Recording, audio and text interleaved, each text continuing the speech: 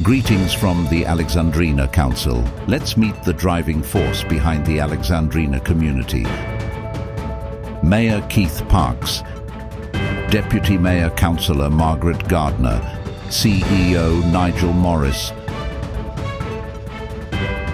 West Ward, Councillor Bill Coomans, Councillor Lou Nicholson, Councillor Michael Scott, North Ward, Councillor Craig Maidment, Councillor Sue Miller, Councillor Christy Thornton, South Ward, Councillor Margaret Gardner, Councillor Millie Livingston, and finally, Councillor Peter Oliver. Good afternoon, everybody. Welcome to our council meeting of the 19th of February 2024. Just to advise you that an audio recording of this meeting will be made for minute-taking purposes and will last the length of the open meeting. The audio file will be available on the council website after the minutes have been circulated. I'd like to welcome our elected members. We have an apology from Councillor Thornton. I'd also like to welcome our Chief Executive, Nigel Morris, General Manager Community, Stacey Bettison, our General Manager Infrastructure, Alan Harvey, General Manager Corporate, Chris Kirkland, and some of our other staff are also here. Alexandrina Council and its communities acknowledge the Narrandjeri, Paramount and Kaurna people as the traditional custodians and the lands and waters of our council district. And ask you all to please stand for the local government prayer. Almighty God, we humbly beseech Thee to grant Thy blessing upon the works of this council. Guide us in our deliberations for the advancement and the true welfare of the people of this district. Thank you.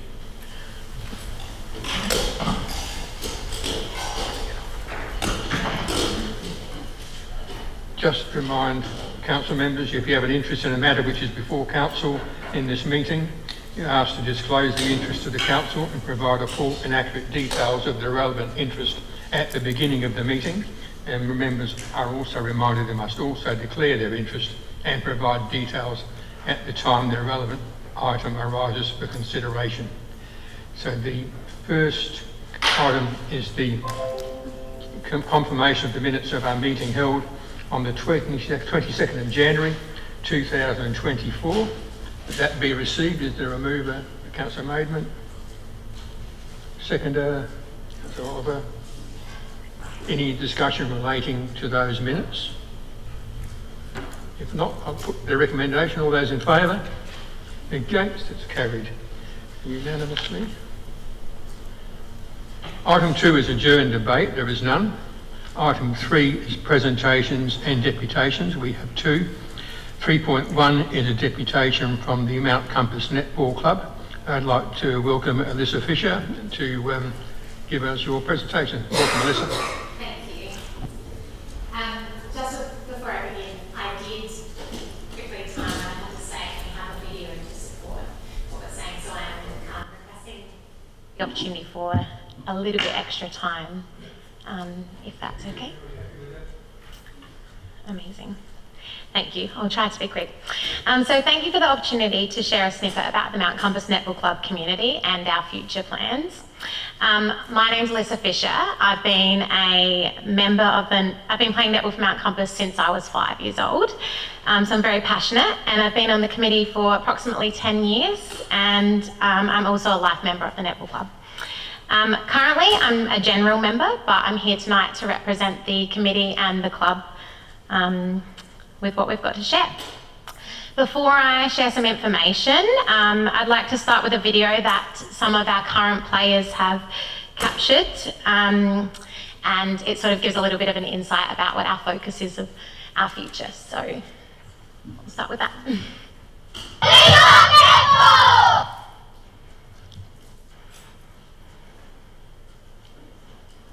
Because I get to play with my friends and because to play with the same club with my mum. Because the club is welcoming and kind, and because you get to play and hang out with your friends. Because it's a great community. Because we work together as a team.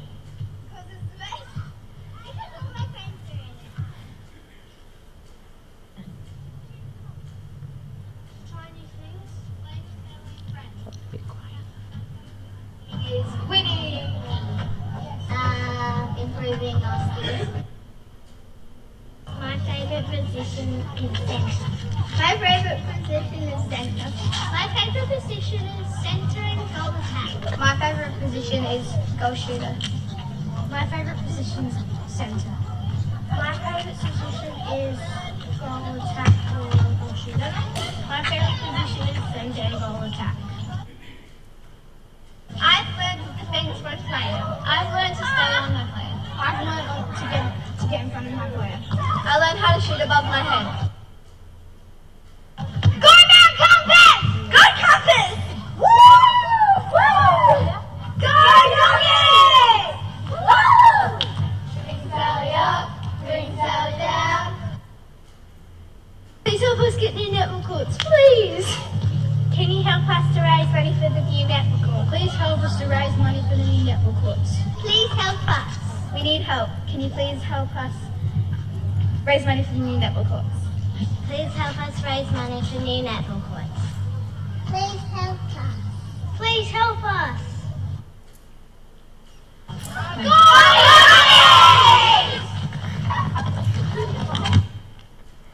All right.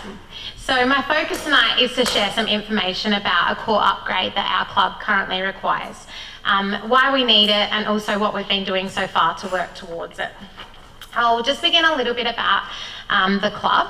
So as you can kind of see from the video, the cohort of our club is really community centred. It's a family-friendly club. In 2023, we had 128 members, most of which are residents of the Alexandrina Council.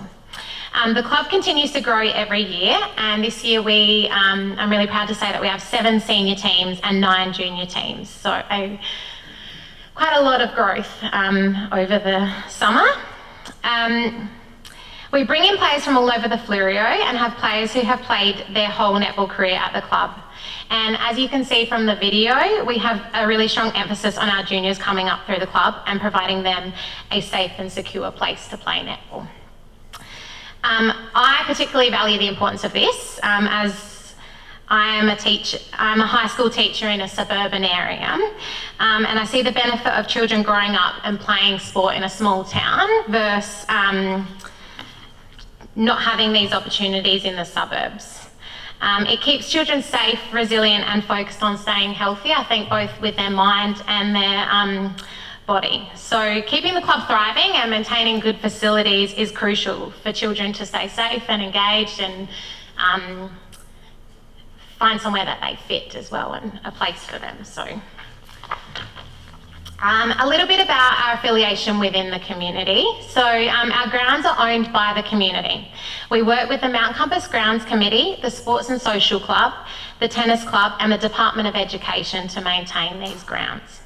We are also closely aligned with the football club and we liaise with them to conduct all our joint social events and fundraisers. We're also located in what I would like to say is the hub of the GSNA, so the most central club. In previous years, this has been a strong benefit to us as we've been the hosting club for Great Southern Netball Association camps, trainings and finals. All of which we'd love to be able to host again, but unfortunately due to the state of our courts, we're not really in a place to do that at the moment. And even further so, and I guess I didn't really realise this until the other week, but GSNA moved all their trainings this year to Wollonga as they have better courts, lights and facilities. So unfortunately, until we get that upgrade, that's not going to happen for us. So our future goals, or what we really seek help with, is the funding of our court resurfacing project. The courts haven't been done since 2007 and they're cracking and becoming quite unsafe for players. There's a couple of photos that are sort of showing on the board that probably don't capture it as well as it is, but having did trials in the last few weeks, it's really quite evident about the need for them. Our club cannot raise sufficient funds to give these courts the safety and attention that is required despite a big effort to do so, which I'll touch base in a minute. Before I go into that, I'll just let you know that we've received two quotes for the courts. We've got a really basic quick fix quote, which was around 44,000, but the long-term investment and the preferred option is to do a complete dig up and resurface, which is going to cost approximately 204,000. So I've got a quote for that here. So I guess the reason we need this is the courts are unsafe, and we're a growing club and a growing community. So even I'm a resident of Mount Compass and I look around, there's always new families and young people moving into the neighbourhood, and I think we're continuing to grow. So it would be a good investment. We would like to provide opportunities to the younger generations to stay safe, healthy, and to get involved. And these courts benefit many in the community, including the school, the tennis club, and also opportunities for the general public to use them as well. So far, we have tried our best to do a lot of fundraising. We make our junior and senior teams. Every team has to run a fundraiser each year to gather money. And on top of that, our senior twos and our league teams have to recruit a player sponsor that then benefits us as we get some extra money. We run Saturday night meals, and including those three areas of fundraising, we raised $8,000 last year. On top of this, we do receive sponsorship from a wide range of businesses within our local community, but as you can see, it's going to be a long time going if we keep going with 8,000 a year. So we're trying to push that a little bit. So far, we have approximately 50,000 in our current account.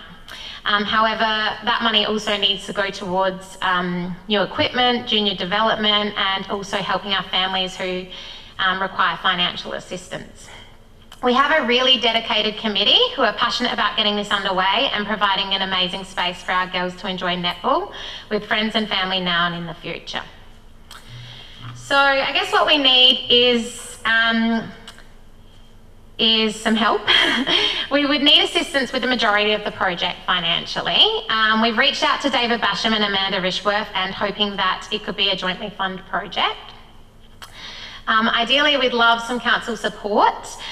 We do think we're the entrance to the Fleurieu, and we're currently, all of our sporting facilities, not just the netball club, but all of them run through the community. So we don't rely a lot on council to maintain these facilities, and everything is run through volunteers, including a lot of the work that's going on, not just at the netball club, but in and around our other grounds of, you know, my friends are spending their weekends building verandas and cleaning out gutters and things like that.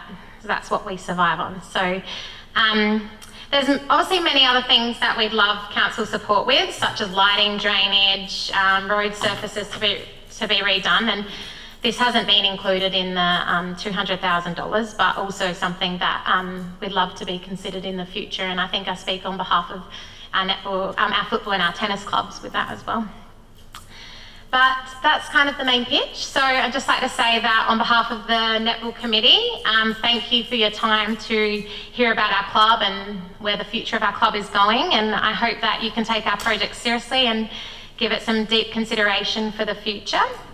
And yeah, if you have any questions about what I've presented, I'm happy to answer them now or even through an email later. Thanks very much, Alyssa. Good presentation. Well done. Thank you. Is there any questions, Councillor Coomans?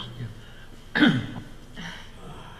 Look, thanks for your brilliant presentation. Thank you. And I know where you're coming from in terms of the issues. I guess one of the other ones is that the toilets you use as part of your games is actually the sports and social club toilets. And I think they too are below standard. Yes. Yep. And I understand you've also had discussions with the tennis club about possibly some dual purpose courts, some lighting for that, some covers for that. Yeah. Where has that got to at this stage? Yeah, so I actually spoke to the tennis club the other week, and then we discussed it at our committee meeting within Netball, and we would love to work with the tennis club. As I said before, everything in our town is run by the community, and we do realise that if we work together, it's you know, stronger in forces. But the thing that kind of held us back a little bit is they have 5 courts that they need done up the top, and we have 3, and we've got our quote for 200,000. And as you can see from our fundraising, it's already going to take us a really long time. So I think we would love to work with the tennis club more, and if there was any opportunities to work in force to get a greater funding, we would definitely, like we already have been in communication with the tennis club. I've been emailing them myself, but we also really just want to achieve at least a little bit. It's a strong priority, and I know it is for the tennis as well, and I hope that they can get some support too, but we just thought even 200,000, we can't get to that yet, let alone if that was up to potentially $1 million to resurface, what is that, like 8 courts. You got any further questions? You might give somebody else to go as well. Yeah. Anybody else got a question first? Go ahead, Councillor Coomans. I was just wondering what the difference is between $44,000 as a basic and then $204,000 at the other end. What's the difference? Good question. I actually got the Prestige quote a few years ago, and so it's probably gone up in price now, I would assume too. We've been planning this for a few years, and I think my mistake was when we got the quote, he went out and had a look and I wasn't actually there, so he misunderstood the quote a little bit, and I believe it was only for 2 courts, and it was just putting a layer on top of the courts that we have now. So that will only last maybe a couple of years, and then we'd be back to square one, whereas the detailed quote, which I do have in front of me, is completely removing the courts, starting again, and hopefully a real long-term investment, which is what they've assured. For all 3, correct, yeah.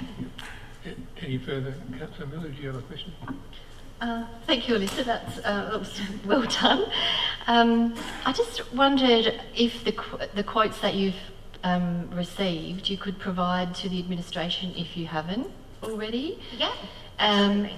And if there's, the club would consider maybe a community loan from council, and perhaps using your fundraising to actually contribute towards that, because I completely understand that, you know, it's beyond the remit of a community group to source that level of money without a sort of income stream.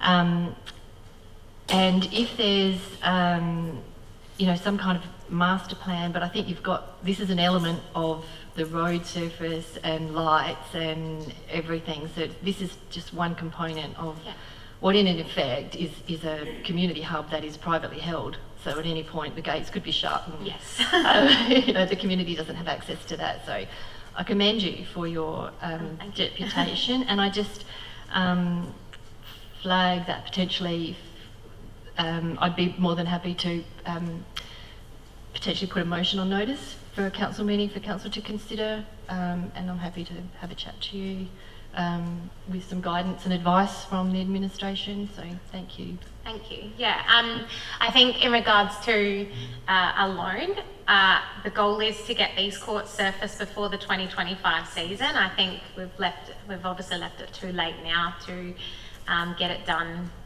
before this season.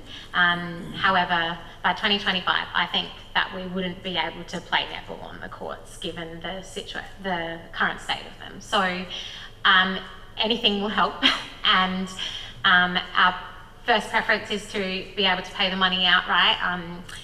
We're obviously all volunteers, and yeah, as I said, community run. So the ideal situation is to receive grants and direct financial support, but we would definitely take what we can get in regards to the 2025 goal to get these courts completed. So, sorry, in regards to the toilets as well, yes, so our Sports Social Club have been communicating a lot with the Netball and Football Club as well, and we had this huge dream to work together and do everything together, and we still do all go to each other's meetings, but then we're also at a point where it was similar to what I was saying about the Tennis Club and ourselves, that it's been very difficult to get that much amount of money. So at the moment, we have a toilet at the back that we share with the tennis club. They use it in the summer and we use it in the winter. And then we have the toilet facility in the Sports and Social Club that all members of the public use. That's definitely needs an upgrade as well. Thanks, Lisa. We've sort of unfortunately gone over time, so we've got to stop now. You're spot on. We've got experience at the moment. The way to fix the courts is replace them, rip them up and put new surface, not patch them. It's the only way to go. Yeah. The most economical way of doing it, even though that costs more. And I know that through our administration, we've got people who would be happy to help you with grant applications and see what we can do as a joint group applying for it. So we just have to go through the process. And thanks very much for your presentation. Thank you very much for your time. I really appreciate it. Thank you, everybody.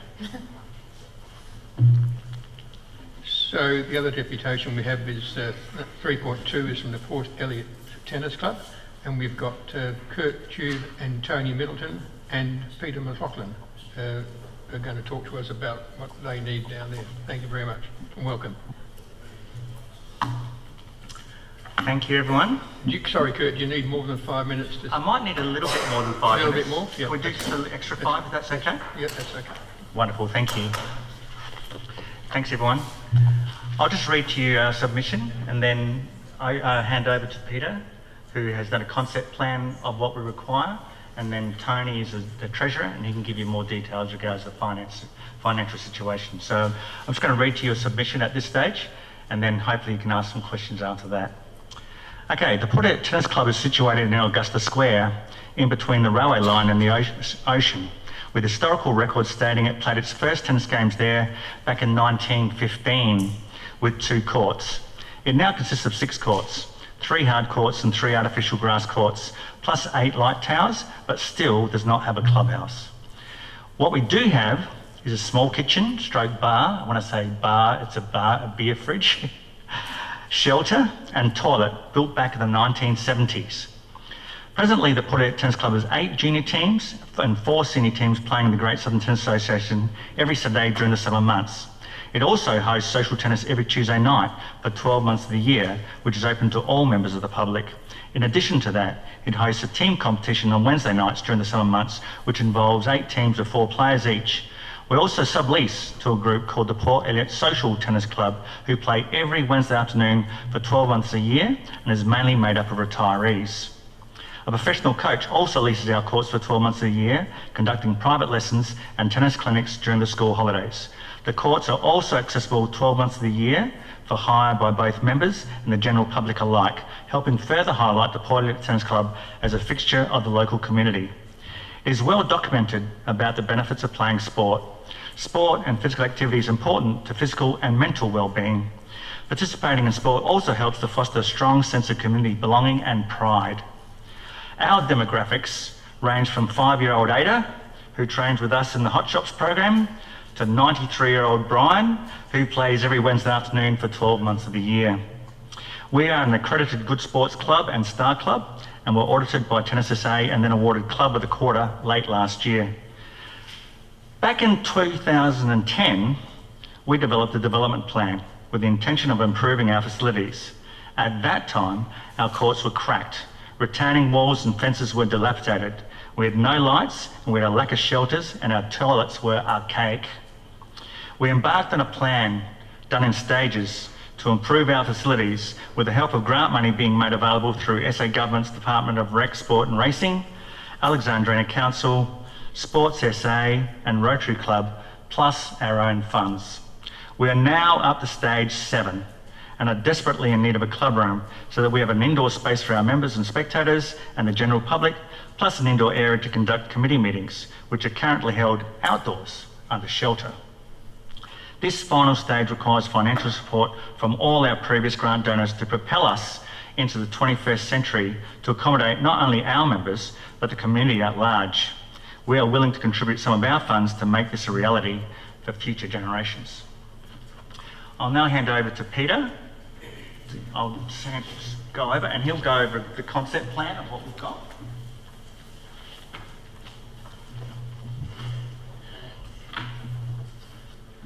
Good, thank you for the time, much appreciated.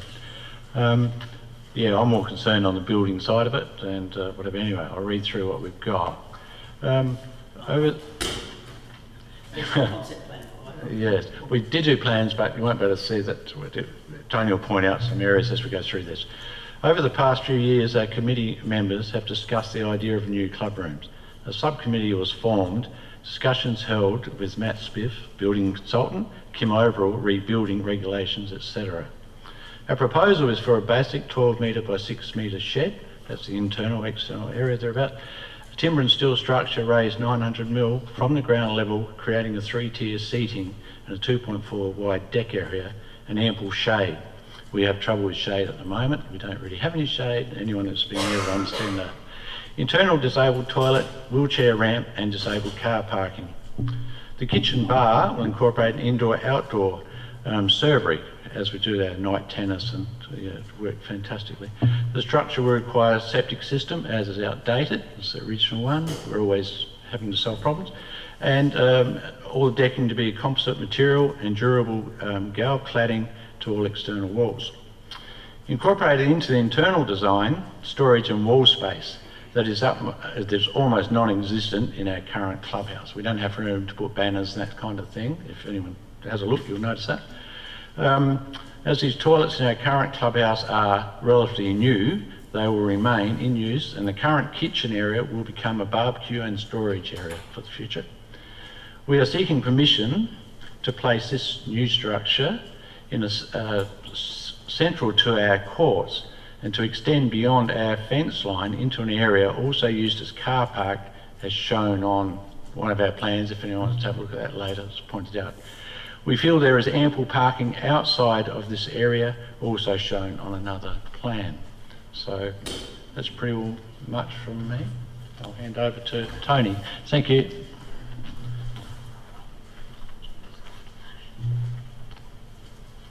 Just a brief resume of the financial position of our club, which has been strong for a number of years now. And currently, as we sit here today, we've got $62,200 in the bank. Quite a bit of that is in a term deposit, and the rest is in a general account that we use for paying things. You might well ask, what are we doing with that money? Over the years, without courts, we haven't got a tennis club, so we've poured a lot of money into courts. Courts don't last forever, and probably at the moment the back courts, the grass courts, maybe in a 10 years life, and the front courts, the hard courts, have probably only got 5 years. So, and at around $50,000 to $60,000 per court, and we have 6 courts, that's a lot of money. So we do need to make sure that we are financially stable to enable us to continue to upgrade our courts. Hence we need the club rooms, which will help us raise more money. We can hire those the club rooms out and things like that. So costing wise on the club rooms, all are. Now we got these costings from Matt Smith in consultation with Kim Overall, and that's the main club rooms, the front deck and steps and seating, the ramp, the stable ramp, which will go up across and back, a new septic and planning and design, and all up it will be around $40,000 that we would be 400,000. Sorry, 40,000. That's a cheap house, isn't it? We could afford to pay for that cash, couldn't we?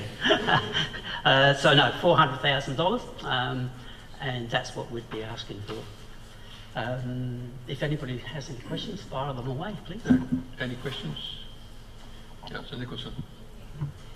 Thank you very much. I know the Port Elliot Tennis Club is really busy and a real hub for families and people of all ages in the community. I think you alluded to it, but I was wondering, were you hoping that with an upgraded club room that will provide an opportunity for greater revenue as well to continue with the maintenance? Yes, yeah, most definitely.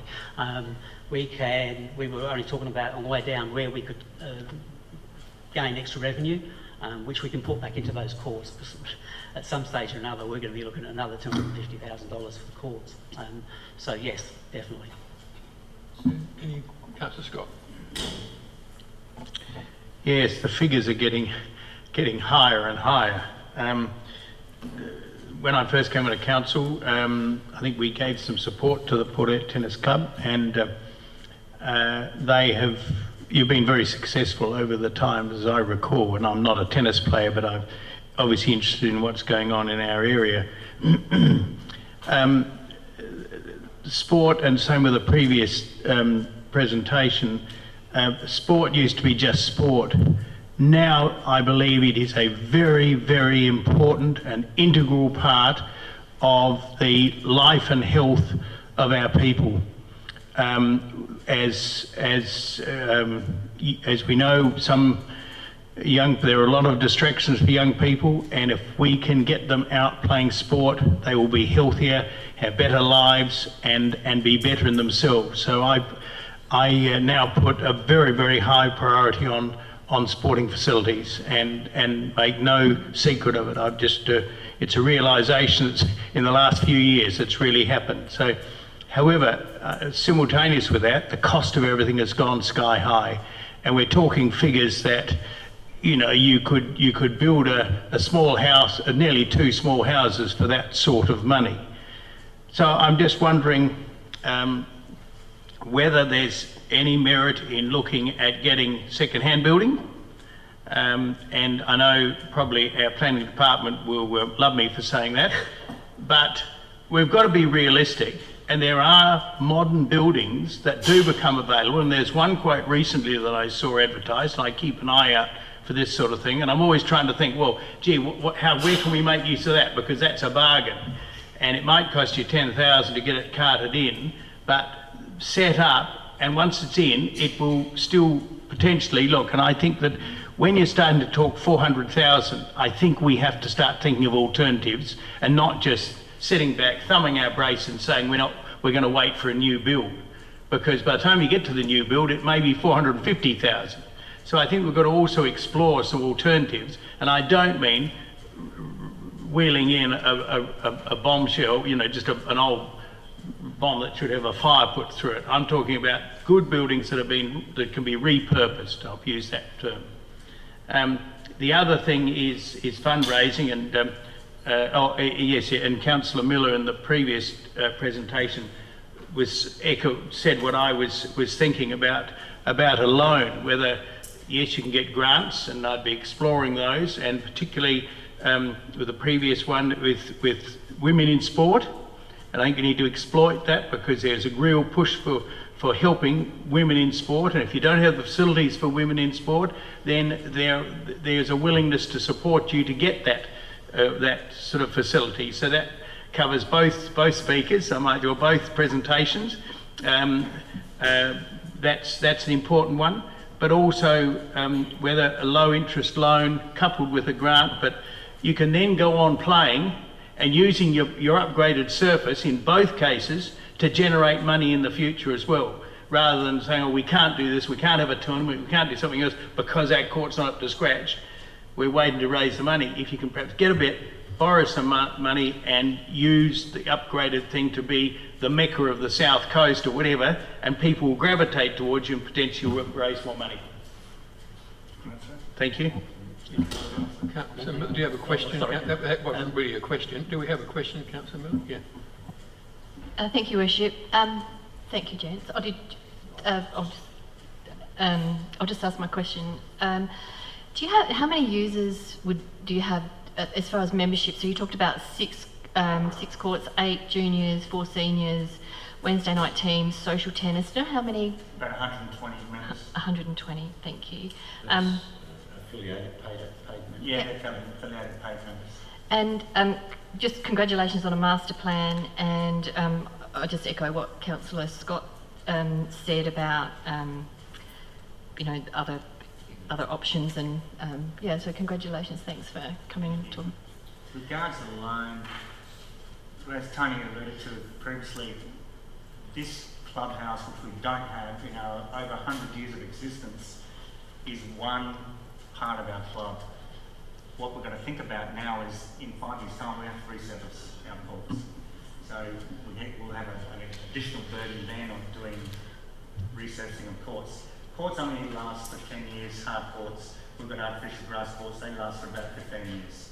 So in about 5 years' time, our hard courts will be needing to be resurfaced. In about 10 years' time, our artificial grass courts will be resurfaced. So, regards to the loan, this is just one thing, but we've got to look further down the track as well. Regards, we're going to need additional money to do those courts. The other thing, the point that I'd like to make is, as president, I would hate to burden future generations with a financial burden. Yeah. Any further questions? Did you want to say? Just reply with regards costing. When we had people look into, what the average new build is, so we're based on a new build as opposed to second-hand, then we based it on, it was between $2,500 and $3,000 a square metre for the basic. It's about $2,500 is the going rate at the moment for a new build. So we went $2,500 to $3,000 for that. This section in here, which is our main structure area, and then $1,500 per square metre for decking and ramping. Plus also putting in a disabled toilet. I guess the costs in this case have gone up. If we had placed it down on the ground, on the limestone, which would require still a bit of civil works, of course, we could have done that. We could have kept our cost down, and we may still have to do that, of course. But we did think that we'd lift it up so that what this incorporates is decent seating, and also for the whole climate change debate, there's a high, if anyone looks at the plans and get a chance, you'll see there's a big overhang for shelter. So we're trying to aim at the future, and this actually, the building, you can build it out of cheap materials, or you can go for the good quality gouges. It's going to still be there in 25 years, hopefully.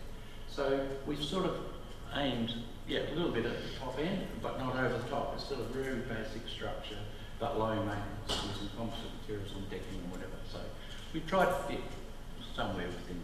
It is outrageous, the cost. We sat down and worked out, what? But it just adds up. Yeah, where decking is. We did some sums here on what it's worth. 75,000 just for the deck, based on $1,500 a square metre. Yep. No, the price sounds good to me. I think we cost twice as much as council were doing it.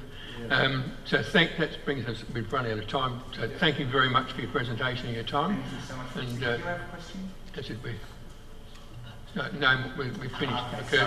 We've got a time limit on it. If there's any further details that you require, I'm very, very willing to email you my report, or we have spare copies of the concept plans here. If you want to have a decent look at that, we have those available. Members can contact you and ask more questions, and you can always contact us. Thank you. Thank you very much again. Thank you.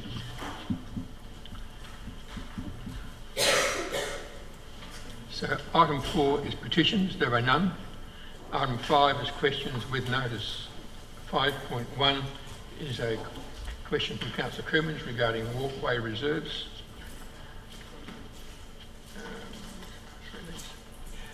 5.2 is a question from Councillor Miller regarding delivering of the A2 2040. 5.3 is Councillor Oliver's question regarding the Encounter Bikeway. 5.4 is Councillor Miller's question regarding the application of rate capping, hardship applications and relative socio-economic disadvantage index. 5.5 is from Councillor Oliver regarding the old wood removed from the Goolwa Wharf. 5.6 is from Councillor Miller regarding the terms of appointment for non-council members of committees and advisory committees. 5.7 is from Councillor Miller regarding the revenue strategy for 2025-28. 5.8 is from Councillor Miller regarding management of trees on private land and the policy. 5.9 is from Councillor Miller regarding the Ratalang, Basham Beach and Horseshoe Bay Advisory Committee meeting of the 15th of February 2024. And the answer to all those questions are in the agenda. Item 6 is questions without notice. Are there any questions without notice? Councillor Maidment. I have 6 questions, none of which require an answer this evening, so they could go on notice for the next council meeting. And I have submitted these to the administration. So, question one. After the many millions of dollars spent on the Strathalbyn streetscape beautification project, why do we still have wheelie litter bins in the main shopping precincts when the more decorative litter bin surrounds would be more appropriate? 2. What progress has been made on solving the pigeon infestation at the Strathalbyn Town Hall and the resultant pollution of the neighbouring properties? And I know that's ongoing. Number 3. Has any decision been made on the management of the Strathalbyn Town Hall once it reopens? I've had a briefing well over a month ago now. Number 4, damage to the rotunda of the railway station was reported over a month ago and job number CA 41360 was allocated. What's the expected time frame for repairs to that? Because the Tourist Association want to move on putting some maps in there and take that over as a fundraiser.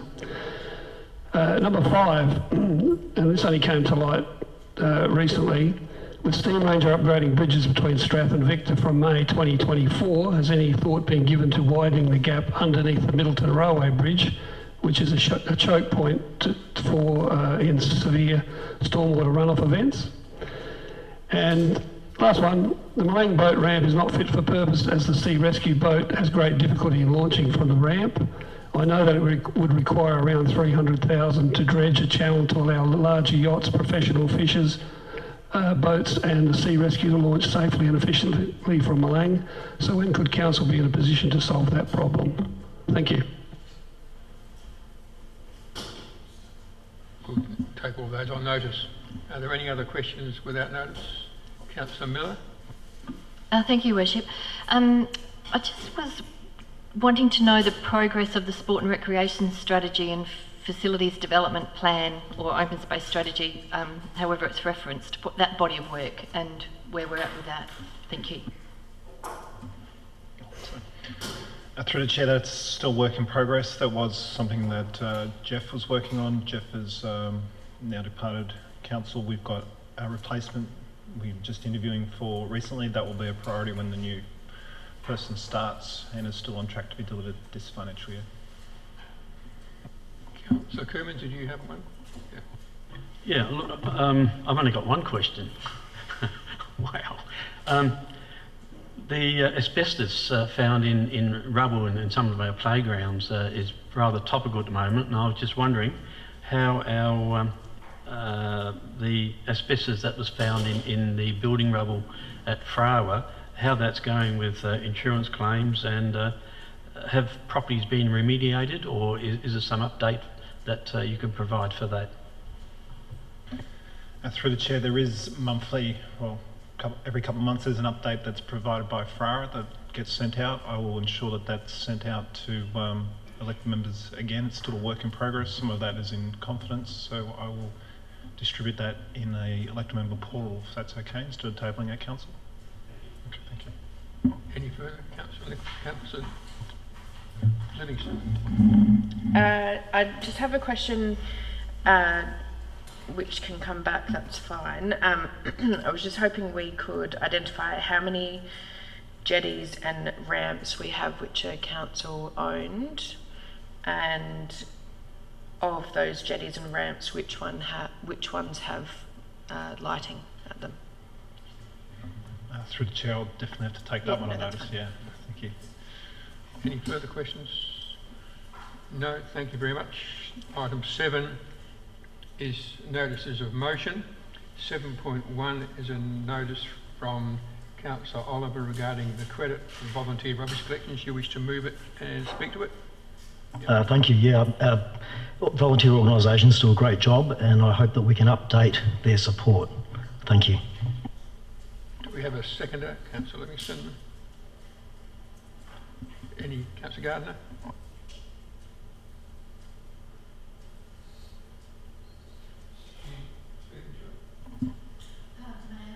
Yeah, Councillor Livingston seconded it, that's all. Yeah. Yes, thank you. Chittislow Goolwa actually spends quite a lot of time tidying up and down Randall Road on the island. They do that on a regular basis, and surprisingly they collect quite a lot of rubbish. But when they hold there at the wharf on a Friday evening, they man or person the rubbish bins and make sure that people put their rubbish where it should go, rather than just heaving it in the first bin they can see. So it is really important that our community groups are supported, and I would certainly encourage Fleurieu to look at the amount of money that they allow groups. So 250 a year at the moment. I think if you look at the amount that Chitterslow has, or takes to the recycle centre, be considerably more than 250. And I do know that when the Lions are going to be back on deck with their book market, that they spend a lot of money taking books that are not useful or fit for purpose to the recycling centre as well. So I would certainly support this motion. Any further discussion? Councillor Oliver, do you wish to say reply? No. So I'll put the motion. All those in favour? Against? That's carried unanimously. 7.2 is a motion from Councillor Oliver regarding the potential merger of the Fleurieu Regional Waste Authority and the Adelaide Hills Regional Waste Management Authority. Do you wish to move it and speak to it? Yep. I have a conflict of interest, Your Worship, that I forwarded. I have a material conflict of interest due to my employment, so I'll be leaving the chamber. You have to explain. The fact that you forwarded it doesn't count. You have to actually state it at the meeting. You see. Yep. Yep.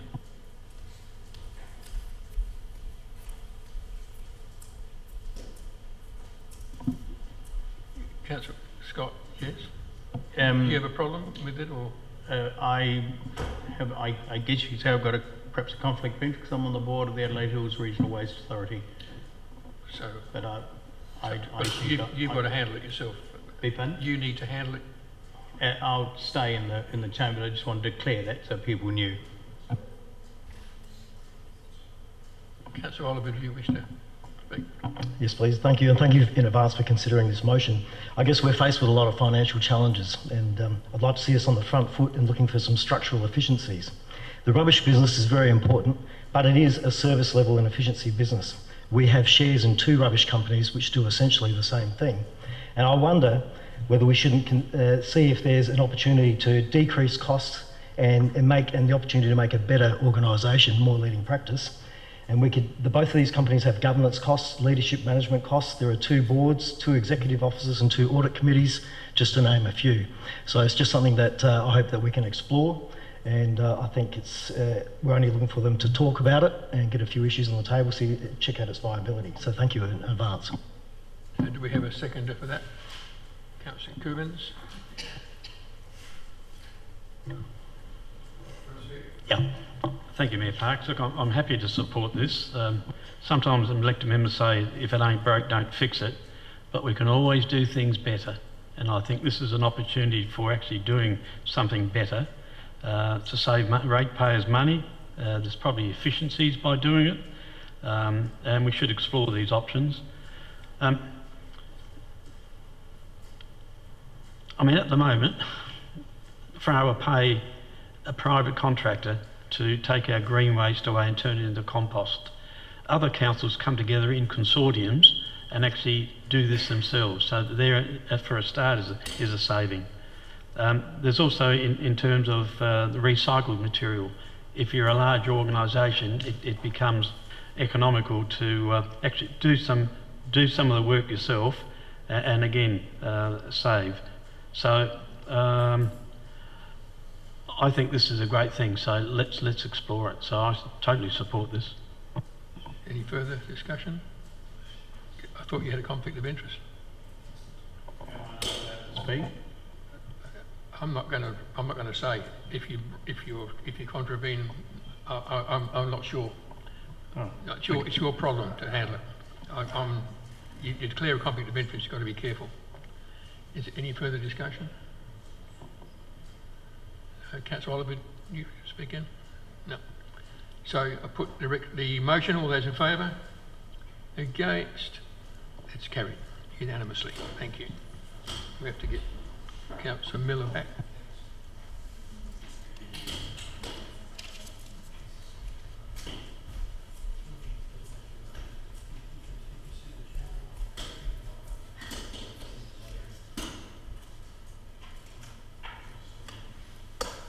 So we're going to, Councillor Scott, we're going to have to do the vote on that one again because you didn't vote, and if you're in your chair you do have to vote.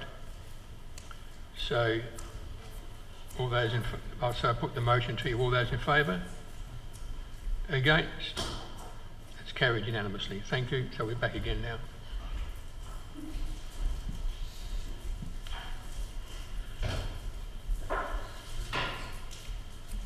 So it's not my job to tell people how to handle a conflict of interest. It's your job to declare it and say how you are going to handle it and what the conflict is.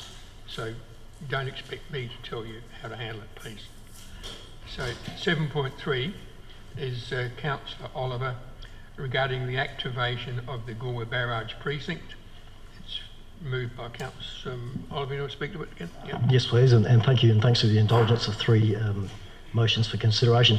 The Goolwa Barrage area is a very special area. It's got great infrastructure and it's in a great spot, and it's particularly underutilised. We've got a few issues around the place too, like High Marsh Island. Big issue's always been there's only one access point. People on High Marsh Island are quite isolated. They can't get readily to the beach, or there's not a lot of places to walk and stuff. So I think there's a great potential in the future that we could explore to really enhance the opportunities for our community as per the list of things in the recommendation or the motion. So again, I'm just asking for a report of future possibilities that we can consider. Thank you. Is there a second for the motion? So Maidment. Is there any discussion? Councillor Miller. I just have a question, Your Worship. I'm just wondering how much this kind of report would cost and what the timing that Councillor Oliver had in mind, and perhaps the map would have helped a little bit. So just about the cost and the timing. Through the Chair, this is a large body of work, but it's also a body of work which is sometimes out of Council's control, given that it's SA Water that controls the opening and use of the barrage and the locks.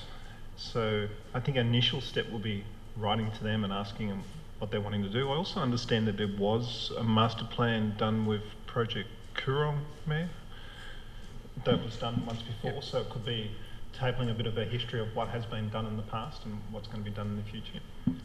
Some of this, as Nigel said, some of this is not out of, it's out of Council's remit and control. We have no say in it other than to support it. That's all we can do. However, some of the items mentioned in here have been looked at under Project Coorong and have been prioritised within the top 10. I think around about item 5 on the list of priorities, some of these items. So they are there. This project is a $70 million federal funded project, but a substantial amount of that's already been spent in researching remediation of the South Lagoon and the Coorong. So, but that's something we can, some of these questions we can answer just by looking at where we are so far, and the rest of it will need some investigation. Any Councillor Gardner?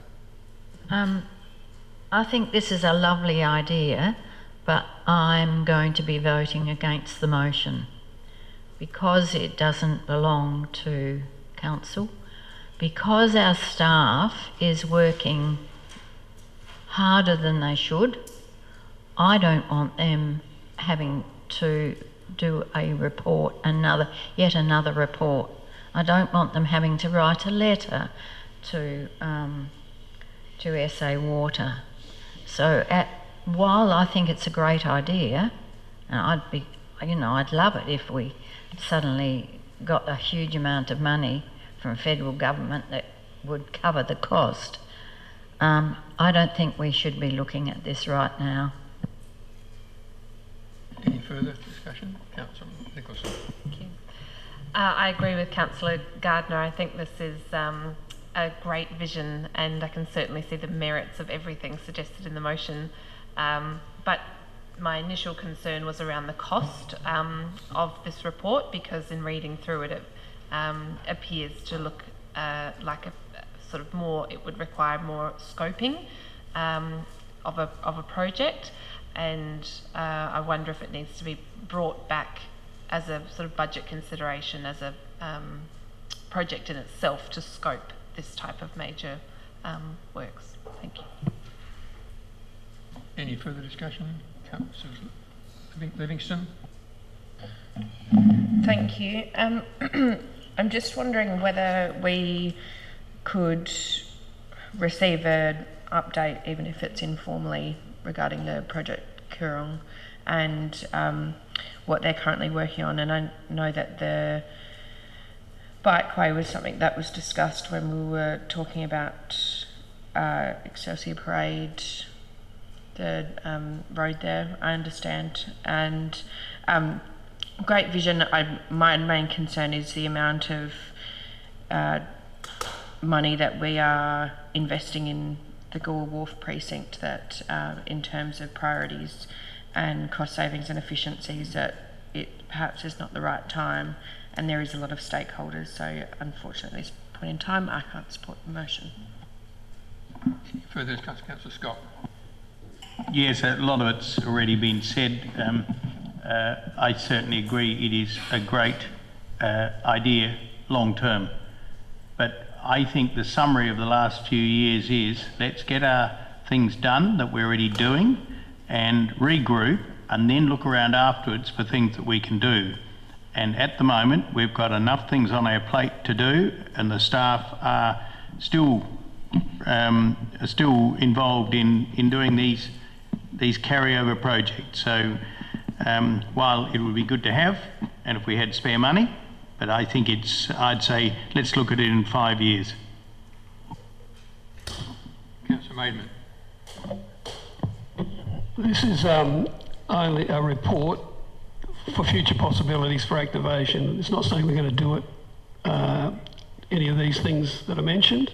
Some of them have already been covered off previously, like the notion of the second beach access for people in four-wheel drives. That's a brilliant idea, but I don't think that'll get traction personally. It's a timely motion because the state government have just opened up all the reservoirs for people for recreational purposes. So if you jump on the back of all that, it's only one letter to the Department of Environment and Water to see if they'll open up the barrage to start. If they say no, then a lot of this won't happen. Improvement of picnic facilities, well, that's a council option to provide those at some point or somewhere along the line. The water sports zone, I don't see a problem with that. And other opportunities for activation. So it's not an onerous job for staff, I would not have thought. Any further discussion? Councillor Coomans. Yeah, look, I support this motion for exactly the same reasons Councillor Maidment has just stated. It seems to me that we just spend a heck of a lot of money on Beacon 19, which is down the same area, and we're looking for activation for this whole area, but not tomorrow or the year after, but we want to be ready in the future. And I guess one of the fundamental things is this four-wheel drive access to the beach. At the moment, I think there's all sorts of issues with the one at the Goolwa beach access, and this probably will provide some opportunities for four-wheel drives to go elsewhere other than around by the beach car park, and maybe even get down to the mouth of the greatest river in Australia. Any further discussion?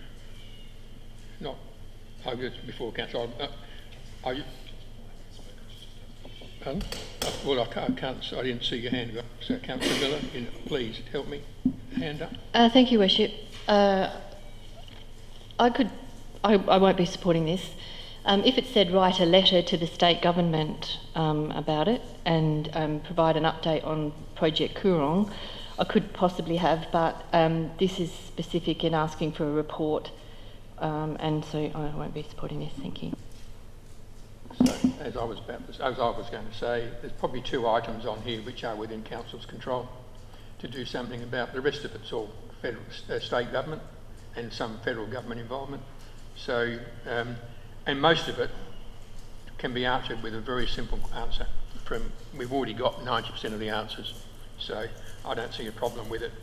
Some good ideas, but they're ideas we've been through before. We've already tried some of this stuff, but yeah, we don't need to go and spend a lot of money on it. The answers are already there. So, Councillor Oliver, do you wish to? And thank you for your consideration. Again, this isn't intended to incur a lot of cost. A lot of the information I am aware is around the place. It's really looking to draw it all together, bring it up to date and put it on the table for us for the future to consider. I'm not in a rush. I'm trying to look forward to the future. So when we're over all the hang-ups of the wharf and that, and when we're dealing with issues about Goolwa and how it grows in 20 years, what are we going to do for fun? I want to deal with some of the current issues too, like the four-wheel drive track and the beach access, and like the power sports. It comes up here later on in our papers. But I'd like to ask you all, please do not underestimate the role of council to be an advocate, to advocate for things from state government and that. And I think that's a major part of our role, and I think that we should be looking to do it. Thank you. Close the discussion, so I'll put the motion. All those in favour? Against? That's lost. So 7.4 is a motion from Councillor Miller regarding the Southern Communities Transport Scheme Advisory Board receiving of meeting minutes. You wish to move it and speak to it? Thank you, Mayor. Just very quickly, we don't really have any oversight of this committee as a chamber beyond looking at the minutes of meetings. And if in their terms of reference at 13, it says the committee shall supply to the council a copy of all committee minutes pursuant to clause 4 for the endorsement of council. So I guess the question is, when this committee makes recommendations, do they only make them to the City of Victor Harbor because it's their section 41? Or do they come to us? So I think it would be just very simple for us to receive these minutes like we do other committees. We have membership on it and we're a funding partner.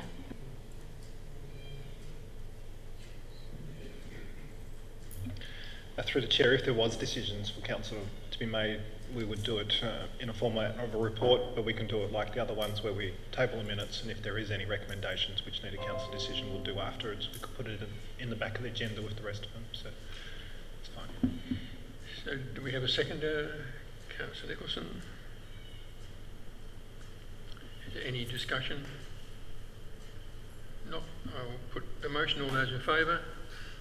Against? That's carried unanimously. 7.5 is Councillor Miller's motion regarding community transport services informing budget considerations. Do you wish to move that and speak to it? Thank you, Worship.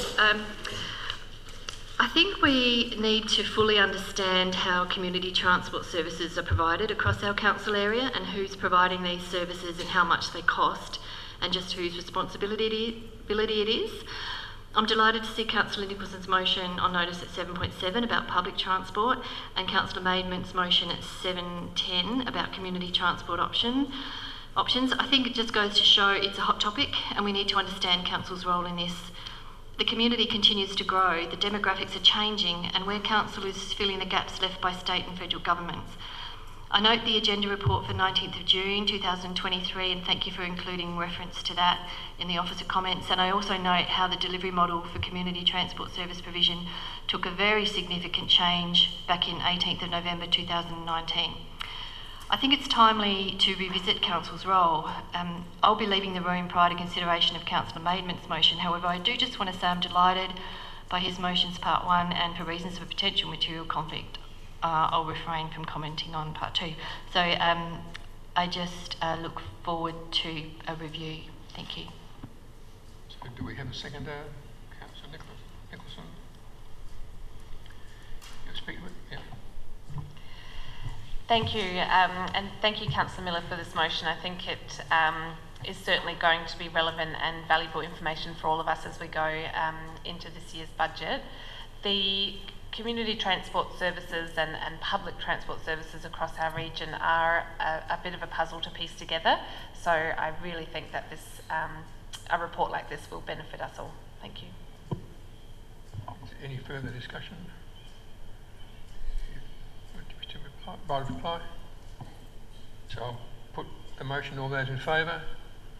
Against? That's carried unanimously. 7.6 is a motion from Councillor Miller regarding public convenience facility strategy. It's moved by you. Do you wish to speak to that? Thank you, Worship. Just very quickly. I'm not sure whether this is a public conveniences strategy or public toilets, so I'm just delighted that it's going to public consultation later in tonight's agenda at 8.1. I'm not asking for public toilets in every cemetery, just that consideration be given to the Strathalbyn Cemetery by the Cemetery Committee. Another reason is that if you look at where the cemetery is, Fleurieu is to the east, and I'm sure walkers and cyclists wouldn't mind a unisex public toilet being available on that side of Strathalbyn. All this is asking for is during public consultation that it be a consideration. It's harmless motion, but it will demonstrate to the community that we're listening on this topic about positioning of toilets, and I must say it's probably the number one thing that was raised with me. I know this has been raised with the Rotary Club in Strathalbyn, and I just would hope that we can refer it to the committee to get their opinion, and I don't think it's about necessarily putting one in every cemetery. It's just the merits of just taking this into consideration when we consult with the community. Thank you. So do we have a seconder for that? Councillor Maidment? Any discussion? Councillor Nicholson. Just a question. Will this automatically be done with the consultation happening with the public toilet strategy? Through the chair, the public consultation will be open for all. That the committee will have an opportunity to provide their feedback, but at the same time, if this motion is carried, I'll just write a specific invite straight to the committee to bring it to their attention. So I'll bring it to the forefront of their minds. Councillor Maidment. Once that public toilet strategy goes out, I'm sure you're going to get a lot of support for this particular motion. As Councillor Miller said, she receives lots of calls on this. I too get a lot of calls about toilets in that vicinity. It would cover quite a wide area as Strath grows to the south, and is continually growing to the south as well. And unfortunately, the number of burials at that site is increasing, not decreasing. So there is a need. There was a recent burial there where they had a graveside service for over an hour and a half, and a lot of aged people were caught short. So it would be great to have something there for them. Any further discussion? Do you want your right of reply? Just very quickly, Your Worship, this isn't new. It's just asking for it to be referred to the committee for their consideration. When I did ask a question about this previously in April last year, the answer was that the strategy details important metrics such as levels of service, current and future demand, and Council does have the option to include cemeteries as part of its levels, and it would include consultation with the nominated Cemeteries Committee. So I'm just basically formalising the referral to the committee. Thank you. Thank you. We close the discussion, so I'll put the motion. All those in favour? Against? It's carried unanimously. 7.7 is a motion from Councillor Nicholson regarding a joint workshop with the City of Victor Harbor regarding public transport options. You have a wish to move it and speak to it? Thank you, Worship. This is a regular issue raised with me related to public transport. Public transport is especially important for older people in our communities, young people before they're driving, and people living with disability. It's related to independence, access to services, employment, social connection and quality of life. The issues that are raised with me most frequently are the cost of public transport and the need or suggested expanded service areas and times across the Fleurieu. There are economic considerations. Private rideshare has dominated the market for young adults in metropolitan areas. It's a business model that appeals to this cohort of people and has a unique flexibility that traditional taxi services don't have. I am told quite frequently that locals and visitors to our area aren't able to fully enjoy a night out. They're not able to stay as long as they would like to at our restaurants and bars because there is difficulty in getting home. So I really think that having a good discussion about how our community is serviced has the potential to galvanise our hospitality industry and our local economy. I think it's important that we look at this service across Victor Harbour as well, because the concerns raised with me are about people getting from Goolwa to Victor Harbour to Adelaide, Goolwa to Strathalbyn and Strathalbyn to everywhere. So it really, I think, will be beneficial for us to have this discussion, not just for Alexandrina, but with the City of Victor Harbour as well. And I know and acknowledge there are potential negatives. So if we were looking at switching to a metropolitan public transport service, that would have an impact on our private vehicle registrations. But I think that is important for us to discuss, that we all have a good understanding of what the pros and cons are, and demonstrate that we've given this some really good consideration for now or the future, and feel very informed in what we're doing going forwards. Thank you. So do we have a seconder, Councillor Miller? Thank you. Just very quickly, this is one of the, I'm supporting this because I think we have a very important advocacy role to play here. I don't think any harm can come from it. I commend Councillor Nicholson for raising it. I just hope that such a workshop would also include advocacy for the northern and eastern areas of our council. There's an informal Strath business group that meets fortnightly, and Councillor Maidment, Councillor Thornton and myself regularly attend this, and as a standing item have this very topic. Council's previously written to the Minister about a Keogh Road trial in June 2023. I asked questions about this. I will support this and hope that the Greater Adelaide Region Plan consultation had many submissions in this space, so I'm expecting that it would have, and I look forward to that report coming out later this year. Growth in this region must be supported by increases in public transport offerings, and I think our advocacy in this area is very important. So thank you. I'll be supporting this. Any further discussion? Councillor Coomans.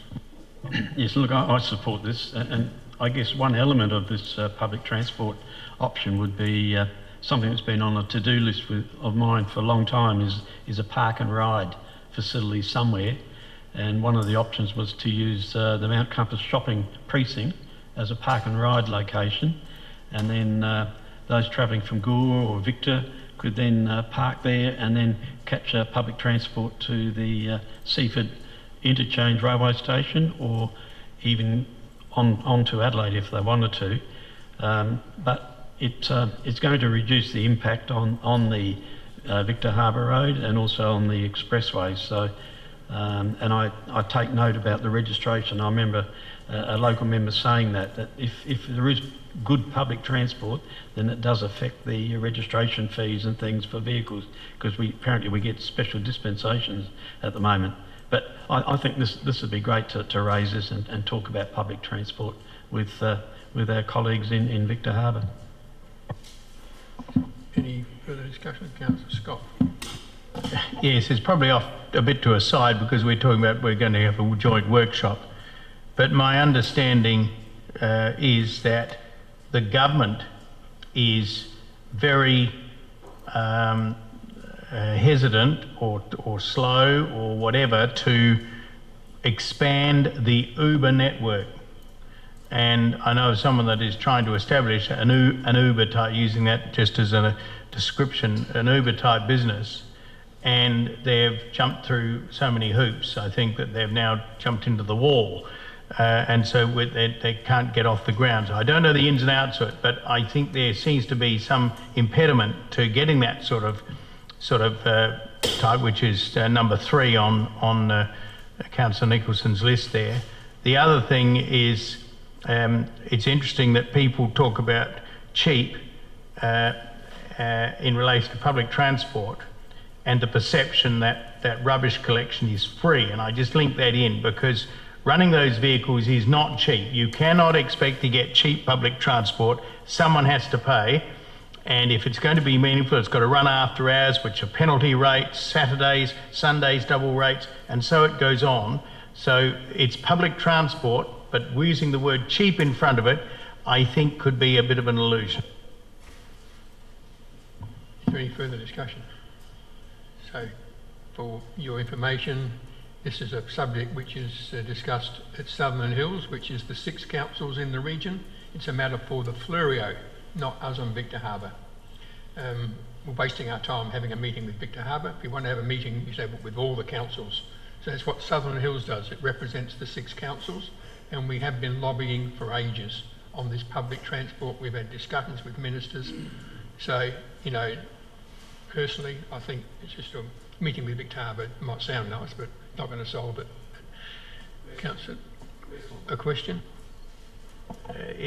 Does it have merit then that with the mover's permission, the motion is changed to engage with Sutherland Hills to make this whole thing meaningful? We don't want to waste time, everybody's time.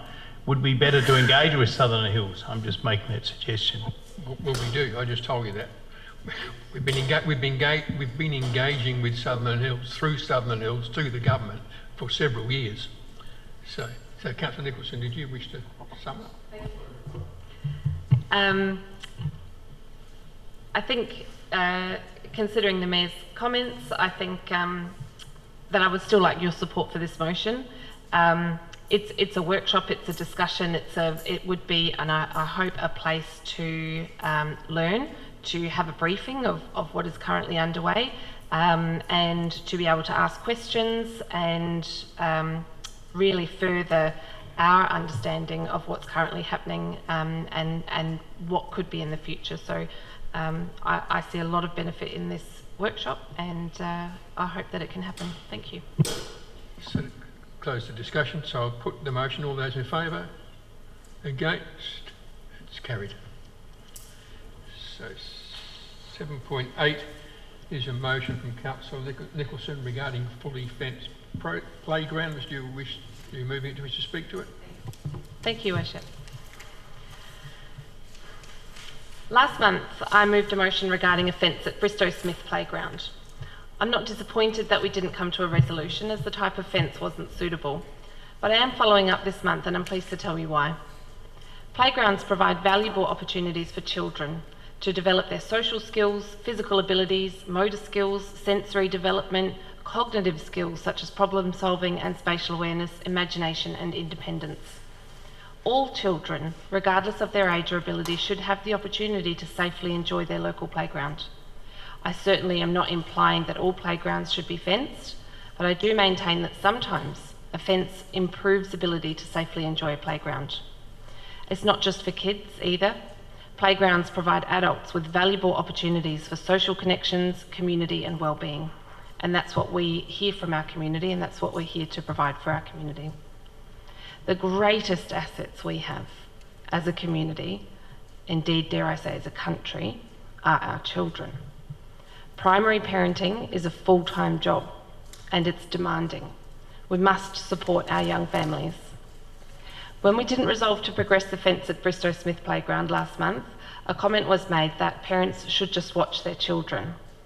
With the greatest respect, this perspective, I believe, harshly undermines the role and toll of primary parenting. I have 3 young children, and I'm very pleased to bring this recent experience to the Chamber, as I know we have other parents here as well, of course. I deeply appreciate the struggle of managing 2 lively toddlers with a babe in arms. We had little accidents and close calls at the playground, like everybody, There were days where we had to call it quits because it just wasn't manageable. This is all normal in the day-to-day of primary parenting. I would describe my experience and family as pretty average. Sometimes a fully fenced playground would have been great, but mostly we managed. What has spurred me on this month and this year, however, is a mother who contacted me late last year explaining that the needs of her and her children are quite different. Without a fence all the way around the playground, she struggles to be able to use these important facilities because it simply wasn't safe for her children. We must not forget that different families and children have different needs at different times. This motion is seeking 2 fenced playgrounds to ensure opportunities for all parents and children to safely enjoy the benefits of playgrounds. And I'm asking that the Sport, Rec and Open Space strategy identify 2 opportunities within our communities across Alexandrina to deliver 2 fully fenced playgrounds so that everybody has an opportunity to enjoy them. I hope you'll support it. Thank you. Do we have a seconder for that? Councillor Scott. Any discussion? Councillor Miller. Thank you, Worship.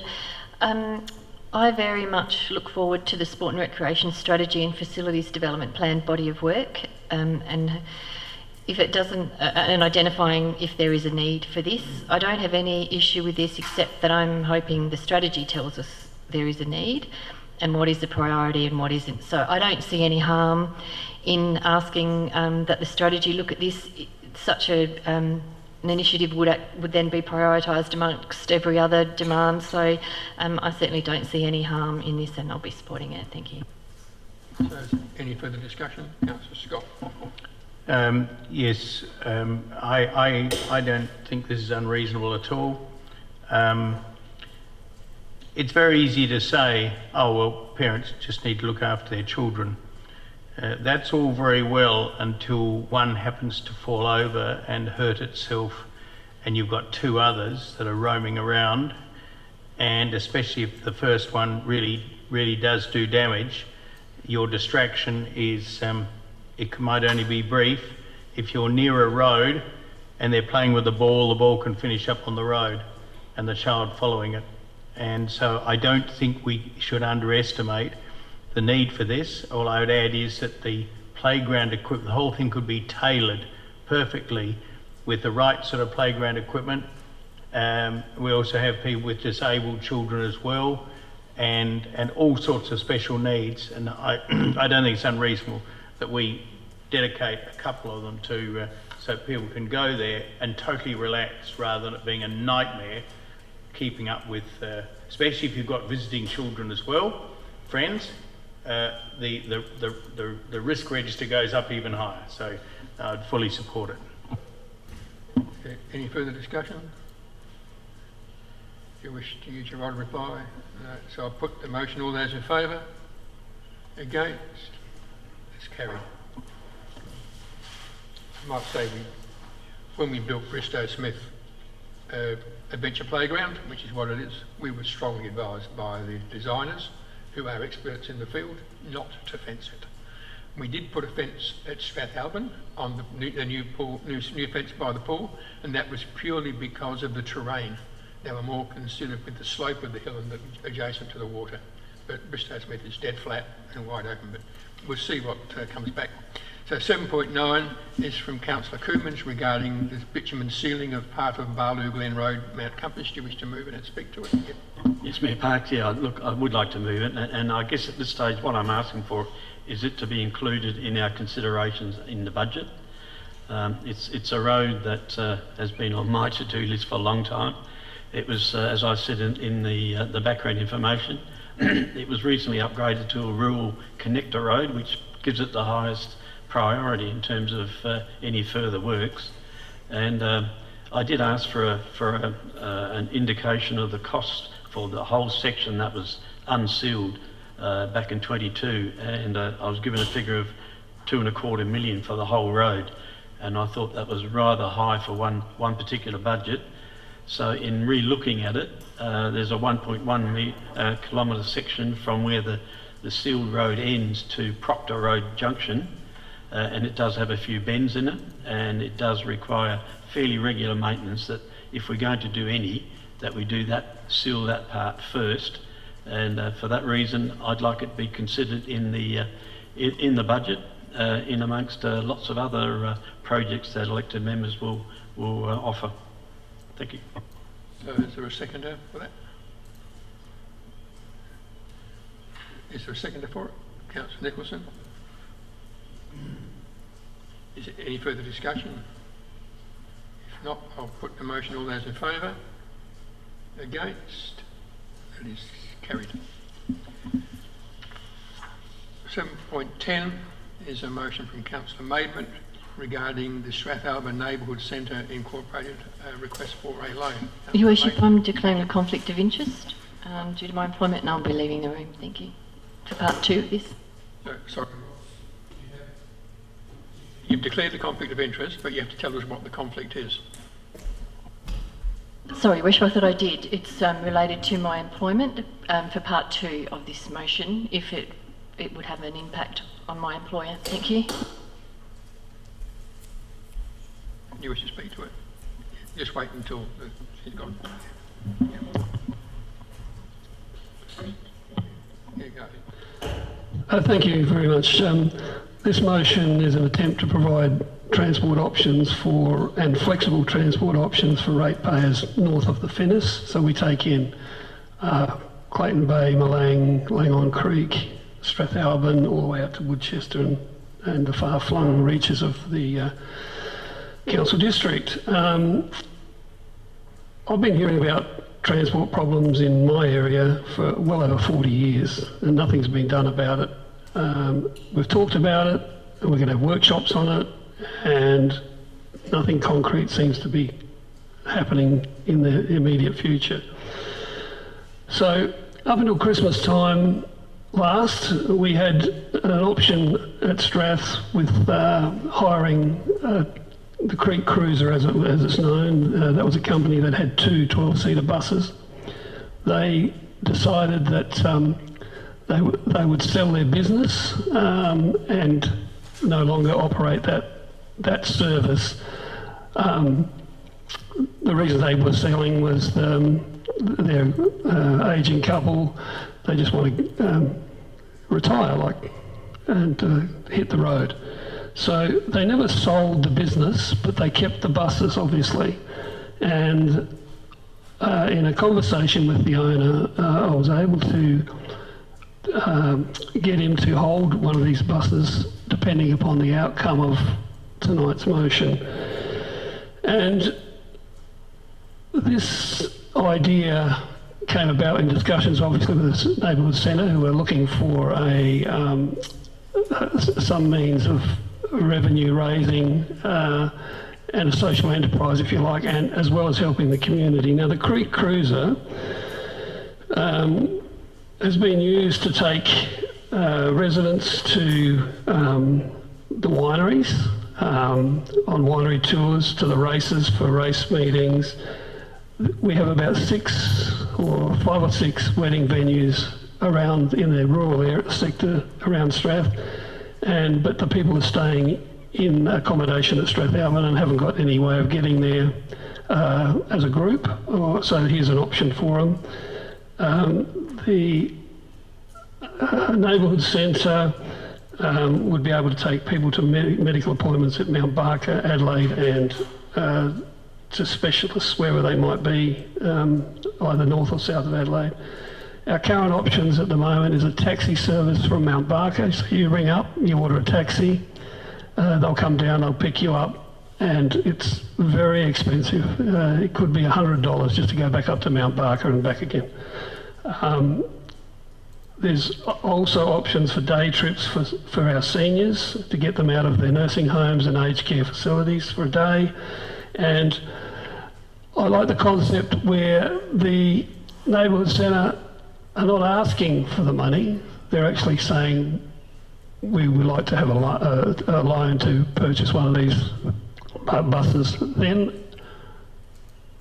with the second part of the motion, it is asking for a report basically on and data capture of the present service with the Hills Transport Service, which council is contributing $17,000 per annum. I don't know when that contract expires. I don't know how many people are using it. Is it being used efficiently? Are we getting value for money on that? And if there's a way that we can get out of paying $17,000 to the Adelaide Hills Transport Service, this could be ploughed back into paying off the bus, and forevermore we have a bus for our residents. So I hope you support it. So do we have a second for that? Councillor Scott. Any discussion? Councillor Gardner. Question, Your Honour. I'd like to know where the business plan is. I'd also like to know the effect that this purchase would have on the Adelaide Hills Transport Service. I've actually got a lot of questions. I can't, unless these questions can be answered now, I won't be voting in the affirmative for this motion. Any further discussion? Councillor Oliver. Is it normal or standard or appropriate practice for council to provide loans? Through the chair, that has been done in the past, yes. Councillor Coomans. Look, in principle, I support this. I'm just a little bit concerned that a loan of $45,000, I'm assuming that's the cost of the bus. So the asset they use as a guarantee for that $45,000 is the bus itself, and it's to be paid back in 5 years, plus an interest of 6%. So if they actually default, the only thing that council has is the bus. And I'm just wondering, the bus today might be worth 45, you drive it out of the yard and it's not going to be worth anything near that. So there is a bit of a risk with something like this. That's a bit of a worry. And I'm assuming that the centre volunteers will manage and drive the bus. But look, there is a possible other option. I know of a bus service station in Willunga, and it's run by a volunteer group. They receive partial funding from sponsors, and they actually were offering that service to my own neck of the woods, to travel to Victor, to Strath and to other areas. And to me, it's a possible option that a group already established for this could be the provider of a service like this. I don't know, I'm sort of yes and no on this one. Councillor Livingston.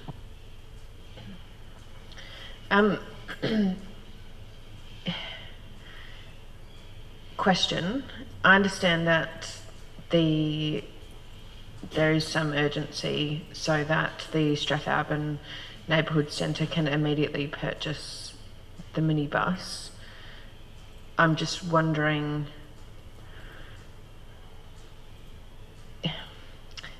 is there urgency in this being dealt with this month?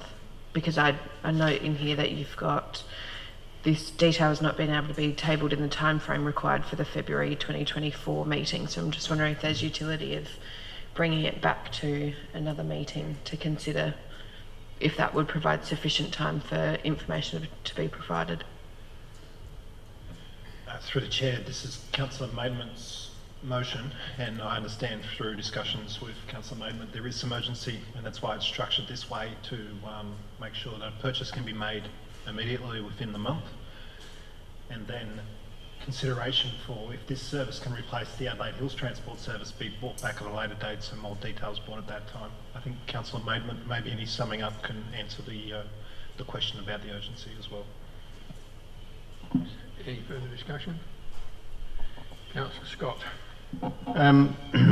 Yes, we're sort of playing put and take a bit, because we sold a bus about 2 years ago, and I never knew quite why. And so there'd be money from that bus that theoretically could be ploughed back into buying this one. It intrigued me. It was appeared to be good quality. I know I didn't have experience with it, but it was appeared to be a good quality bus. And anyway, was just sold, and the clearance to sell that never came to the chamber that I know of, so it was just sold. And I think things like that we need to think long and hard, because transport has been, ever since I've been in council, transport's been a problem. So, you know, I just was very intrigued that I'd heard that it was being sold. But I just wondered, do we know what, you know, it's just a bus. Do we really should know what sort of bus it is? Is it good value at 45,000 and that sort of thing? I would have liked that detail. But yeah, the payment of, there should be some bus money floating around somewhere. Councillor Nicholson. Thank you. Understanding that there is a level of urgency, I would still like to put a formal motion, Mayor, that we adjourn this until the March meeting, so that we councillors have an opportunity to gain a better understanding.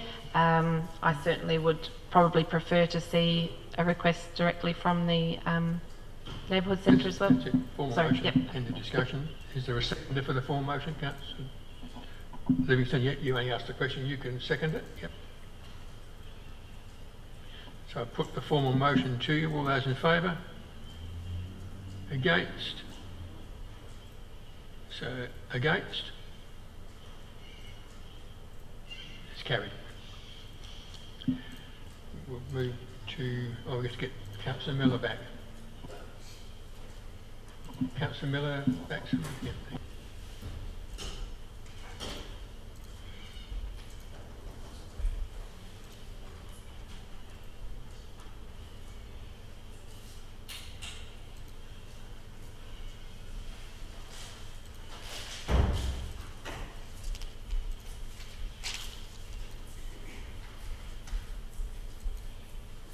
So, item 8, administration reports. 8.1 is the draft public toilet management plan, and there's a recommendation with 3 dot points. Is there somebody to move that? Councillor Oliver, do you want to speak to that, or you right? Is there a seconder?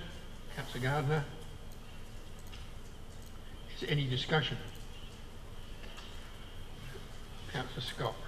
Yes, I just want to mention about the cost of these, and it concerns me, like just about everything we do seems to cost a great deal of money. And I've done a little bit of homework, and I believe that we're not dealing with works of art, we're dealing with public conveniences that are supposed to be serviceable and reasonably long lasting. And therefore, so long as they don't look absolutely obscene, that they blend in with the surroundings, they should be satisfactory.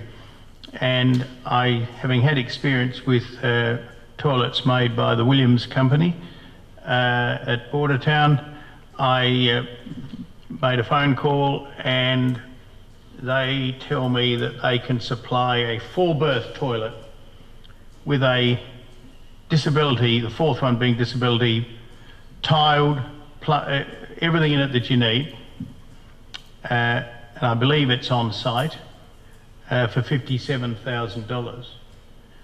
Now that's what I believe we should be doing, not spending $200,000 on public toilets.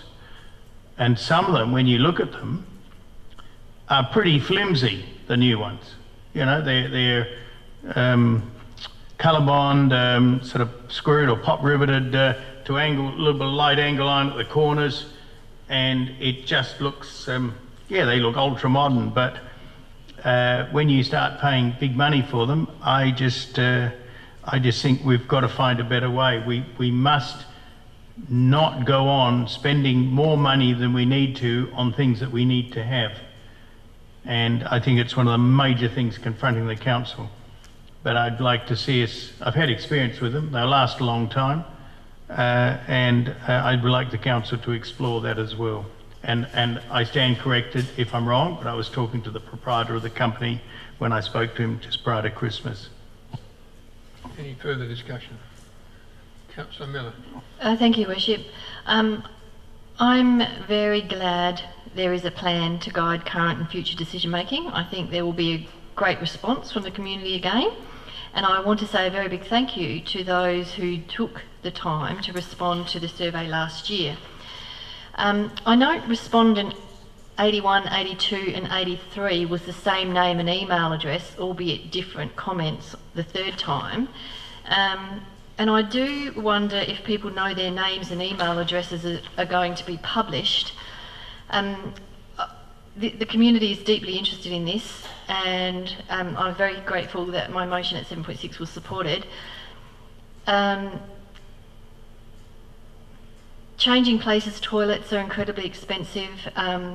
I support this in principle because there is potentially grant funding available for these that may help. I loved the demographic information on pages 46 and 47, and I think the provision of public toilets is a service that the community expects from council.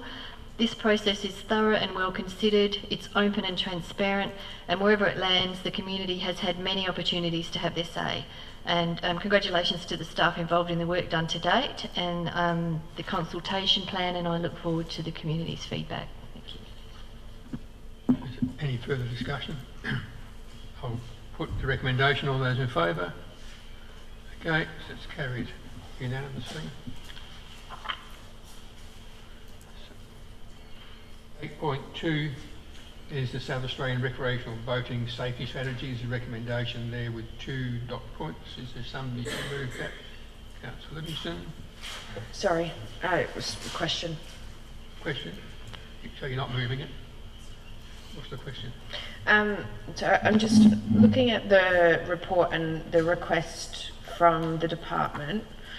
So part of the executive summary, it says, as part of this process, they sought assistance from council to review the current restrictions and controls which currently exist within the council electorate. Can you sort of speak into the microphone? Sorry.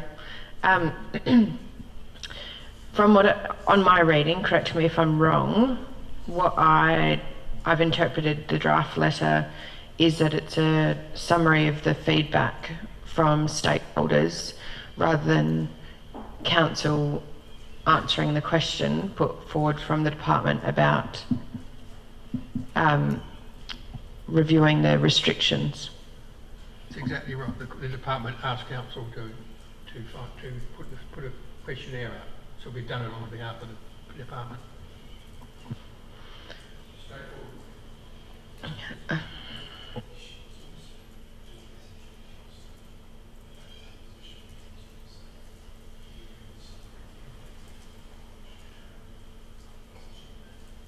Yes, if we wanted to add something, a position from council, we can. But what we've done is what we were asked to do by the government. So that's it. So is there? So there's 2 recommendations. So do we have a mover for the 2 recommendations? Councillor Gardner. Do we have a seconder? Councillor Oliver. Any discussion? Councillor Scott. Yes, I just cast my mind back to 2 or 3 years ago when our request for, I think it's the speed limit on Duns Lagoon, is that the correct name, was rejected. And is this an opportunity to us to again, because I thought that had merit, I think we all agreed that it had merit, but it was knocked back. Is it prudent for us to include that in the recommendations now? Is an opportunity. I think Clayton Bay is part of the submission. But when I looked, I didn't see any specific relation, and I might have misread it or not read it, but was there reference to the speed limit at Duns Lagoon? Well, probably not, but we can, Nigel, can we incorporate something about Duns Lagoon in there? Through the chair, it goes back to what Councillor Livingston was saying, that DIT have asked us to go out to our community, but they've also are saying, you know, if we could review it, so, and if there was any other that needed to be added. So you can simply just add item 2. well, it's in there. But anything else that you wanted to add, you could say that the letter be updated with the following, but in this instance it appears to already be in there. It's covered by, refers to it as Ducks Hospital, which is Dunn's Lagoon. So it's in there. Thank you. Sorry. Is there any further, Councillor Coomans? Look, I've just got a question in relation to the key stakeholders identified, and there's a whole range of stakeholders, including the Spirit Australia Cruises. Does the Oscar W play a part in any of this? The Oscar W doesn't make a wash. The Oscar W doesn't create a wash. If you watch the Oscar W go past, it disturbs the water, but it does not create a wash. Have a look next time it goes past. I'll see it go past every week, and I experience what it does when it goes past. So, is there any further discussion, Councillor Miller? Thank you, Worship. I support this. This was great stakeholder feedback, and I learnt so much from reading this report. The tension between having fun, safety, activating the water, protecting biodiversity and wildlife. I think it's a great submission, and the stakeholders have responded really succinctly. And if I've understood this correctly, a no-wake zone is better for various reasons than a speed limit. I was recently dining at the wharf, and it was an absolutely divine experience watching the water-based activities and marine craft, and it just highlighted for me that, actually I'm glad Councillor Cooman mentioned the Oscar, because that's not the only tourism offering or marine-based stakeholder. There's water-based pursuits in our region and many, many other stakeholders who are attracted to or reliant on our river and coastal areas. So I actually really thank this. I'm pleased this was on the agenda because it was very informative about what's important in our region and the broad stakeholders that have an interest in the river and coastal areas. And I have one silly question. Who polices the waterways? The Department of Transport. Comes under their remit under marine safety. Any further, Councillor Gardner? Yeah.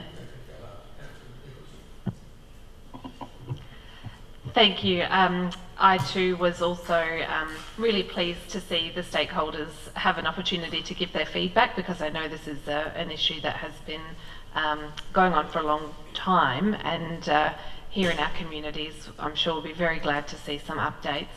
I did have a question about the compliance. Would it be worth Council including in the letter, I suppose, a suggestion or a frustration with compliance related to what we're suggesting the changes should be?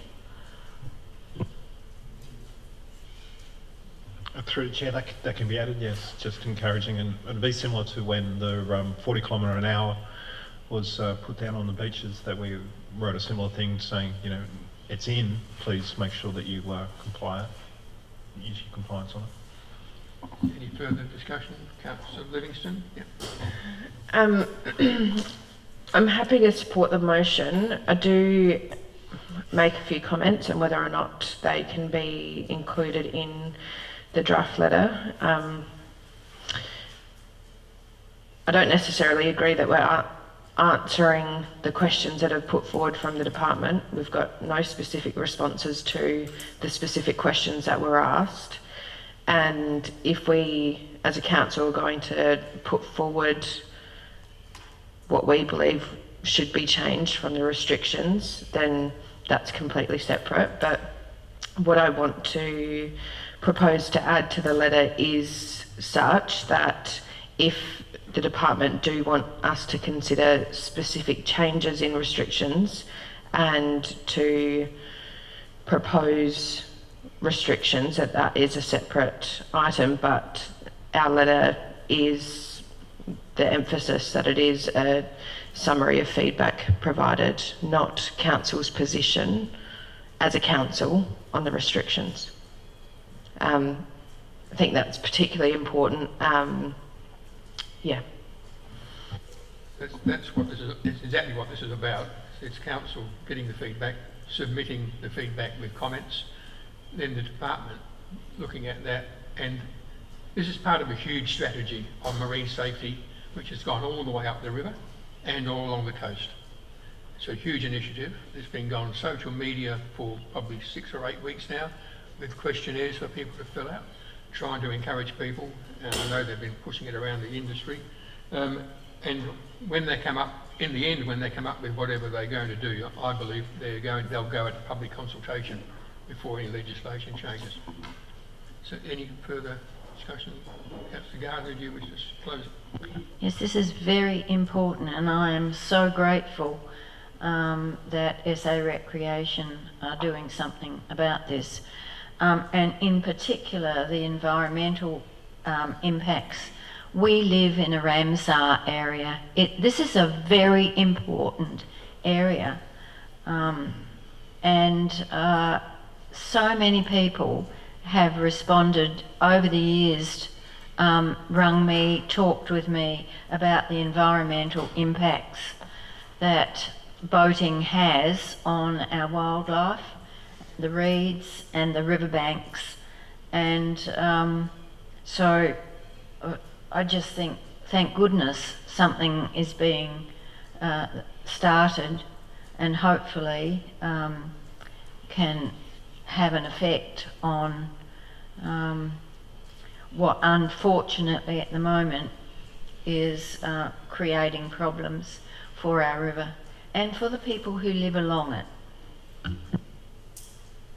So, closing the discussion, I'll put the recommendation. All those in favour? Against? It's carried unanimously.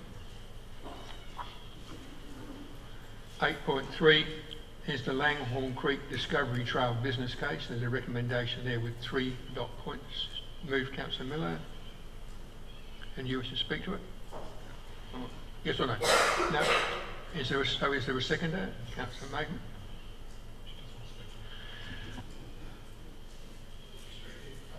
Times. I'm sorry, I said, did you want to move it and speak to it, and I didn't get a response. So then I went for a seconder. So then Nigel's telling me you wanted to speak to it. Okay. Sorry. Councillor Maidment seconded it. So is there any discussion? Councillor Scott. I just want to add that I mentioned this before. I think it's very important that, if possible, we have signage out at Tailem Bend to draw people round and across the ferry to come up to Langhorne's Creek. And I've said that before, and I've been involved with talking people into doing that when I've met them at the ferry and they didn't know anything about where they were going, and I've explained to them about the merits. So they were going to turn right and head up through Brinkley and get onto the highway that way. And I think we need to, and I'm sure that those that are organising this will be onto it, but I think it's very important to get people attracting their attention so that they turn off there before they even get into Tailem Bend and come our way, and therefore through Langhorne's Creek. So I just throw that in for what it's worth. Thank you. Is there any further discussion? Councillor Nicholson. Briefly, thank you, Mayor. I think Langhorne Creek is an absolute gem in Alexandrina, and the amount of work that has gone into this is clear. It's really exciting, and I look forward to seeing it progress. Thank you. Any further discussion? Councillor Maidment. Yeah, fully support this motion. This is another one of those projects that have been talked about for years and got nowhere until recently. It's something that has been asked for, and they desire it, and I think that it would be great for the region, and it would be great to get the feedback from the general public and their input to the concept plans as well. So let's get the ball rolling on this, and yeah, support it. Any further discussion? Councillor Miller, do you wish to close the discussion? Thank you, Worship. We had an information briefing session on this last Monday night, and I am now really keen to hear what the public thinks about this. I'm delighted there's a business case accompanying this for public consultation. I just want to acknowledge the patience of the community, the work of the administration in keeping this on the radar and not letting it disappear due to the scary numbers. I also wish to acknowledge the previous chamber and council members and administration who have gone before us for exploring this and keeping it in consideration in the midst of other priorities. It's wonderful to have a shovel-ready project to take advantage of this incredible opportunity for 100% grant funding. I had to read that a few times looking for the catch, but this is a marvellous opportunity we're well placed to take advantage of it. The collaboration between industry stakeholders and council is to be commended. Langhorne Creek flies under the radar, but its location and amenity and highly motivated and engaged community will drive this and ensure it is a success. The key word here is discovery trail, gin, craft beer, local produce, artisan products, biodiversity and high visual amenity. It's a destination. This will have the added bonus of getting safely to school children who walk or ride. This is a game changer for Langhorne Creek, Strathalbyn, Malang, Clayton and our region. It's low risk, it's high payoff.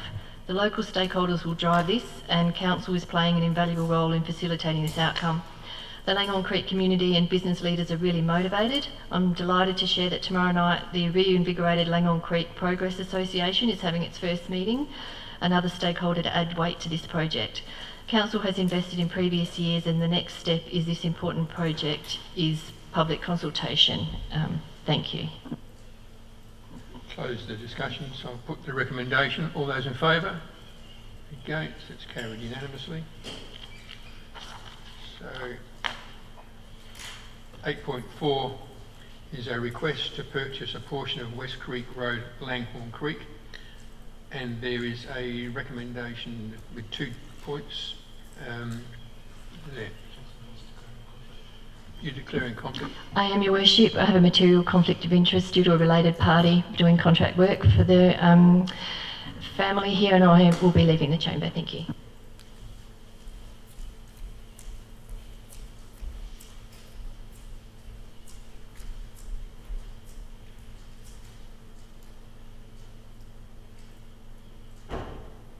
Right, so we have the recommendations before us. Is there a mover for them? Councillor Scott. 1 and 2. Speaking to it.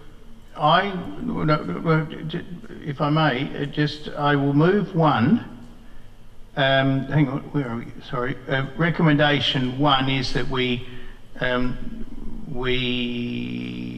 receive the report. And in moving that and looking at recommendation 2, I'm not fully convinced about this. Well, hang on a sec. Let's just start. Or do I need to move the second one first? Away. If you're not going to move recommendation 2, then are members happy to do it in 2 points? Hands up, hands. Yep. All right. So you're moving recommendation 1. Yes. You can speak to that. Thanks. So I'll just move recommendation 1 and I'm happy to make a second motion in a minute.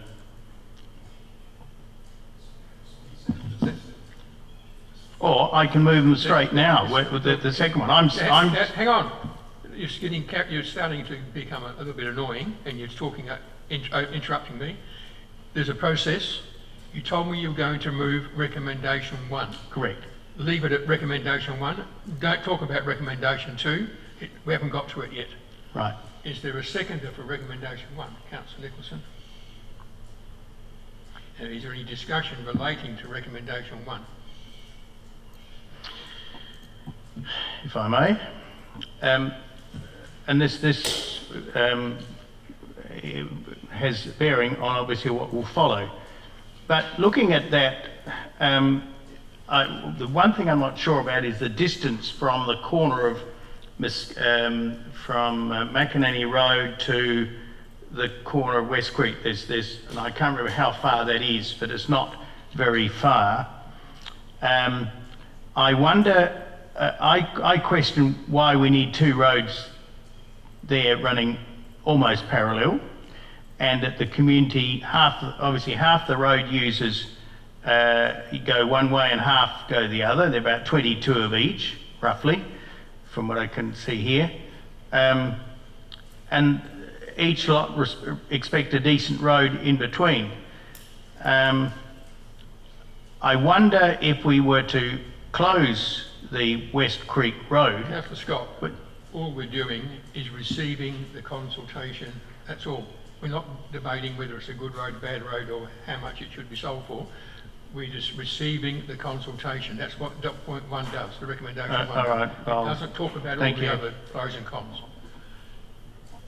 So is there any more discussion around recommendation 1? So I'll put the recommendation to you. All those in favour? Against? That's carried unanimously. So now, we've now received the report. So we now go to recommendation 2. So we need, with the 2 dot points, is there a mover for that? Councillor Scott. Now, I'm going to move that we do not accept what's there and we proceed to closing West Creek Road. And in doing so, I just question why there was a request very clearly made, and I think there was a deputation made back before, with some compelling reasons why it should be closed. Now, if you look at the plan, there are 2 roads running almost parallel, and by the look of it, I reckon there's probably not a kilometre between, probably less than a kilometre from the ends. My only query is that if we were to do that, would we need to, or would it be advisable to just take that point off the end of that land to reduce the acute angle that the other road is, where it comes into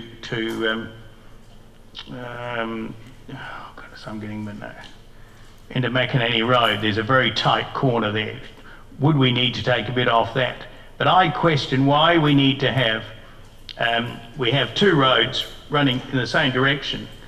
And it was interesting when I queried about a road up at Hartley, and I said it was substandard, and the idea was that no, we're leaving it like that so that everybody goes on the road that we've done, we've got up to scratch.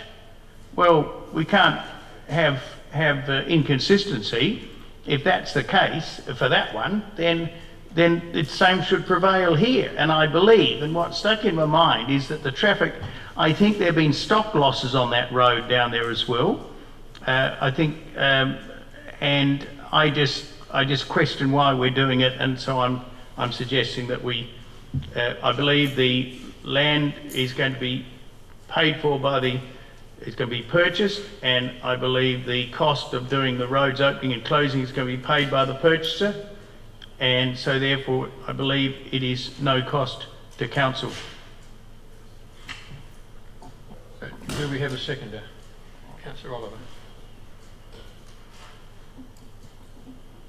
Nigel, you wish to? Through the Chair, when we go out to consultation and there's feedback that indicates that the road's still being in use and that cars are still wanting it to be open, the end process of this is it's a long process that goes up to the Minister. When the Minister gets it and he sees that consultation said the road is still in use, he's likely not to approve it. So if you're wanting to still try the process, go through the process and get it on the Minister's desk, then my recommendation is, instead of just saying initiates a road closure process, some of what you're saying probably needs to get in the resolution so we can provide the feedback to the Minister, so that we can say we've gone out to consultation, we understand that there is some cars using it, but in evaluating the consultation results, we still feel that those cars can go a different way, or this can occur, so that he understands exactly why council has gone against the consultation. Would you consider that the low volume would be in favour of, would be an influencing factor, that it's not like Main South Road on a Friday at 5 o'clock? Through the Chair, I might just get Lisa to come and give me a hand with this one.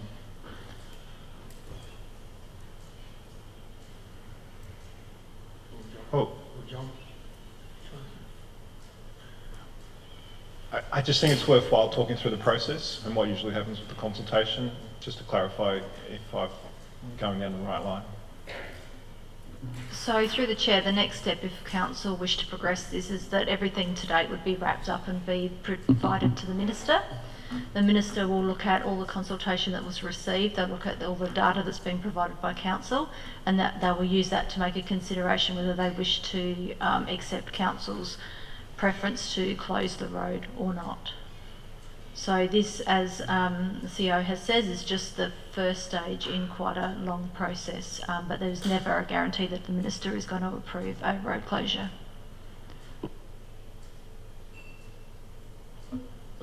Through the chair to Lisa, should we be providing reasons, or do we just summarise it at the end?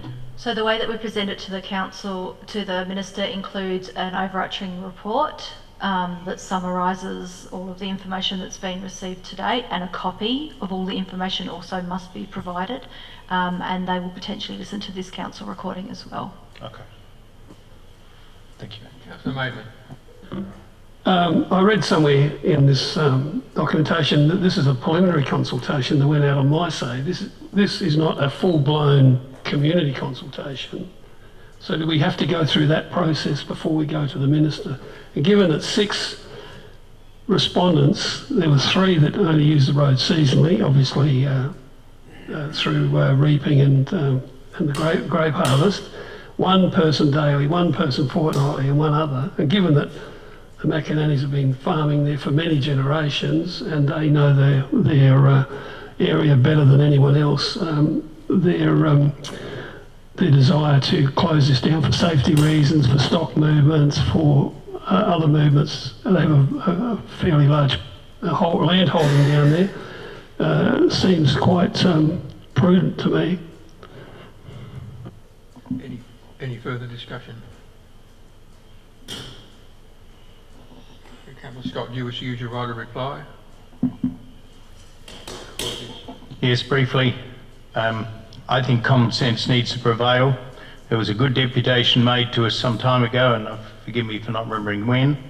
It was logical, and sometimes we need to amend some of these things because some of the roads are duplicated and cause unnecessary inconvenience to those involved. So I'm very comfortable in moving this. I think it'd be common sense. Thank you. That ends the discussion, so I'll put this as recommendation 2 now. I'll put the recommendation to you. All those in favour? Against? It's carried unanimously. So we now get Councillor Miller back. Yeah.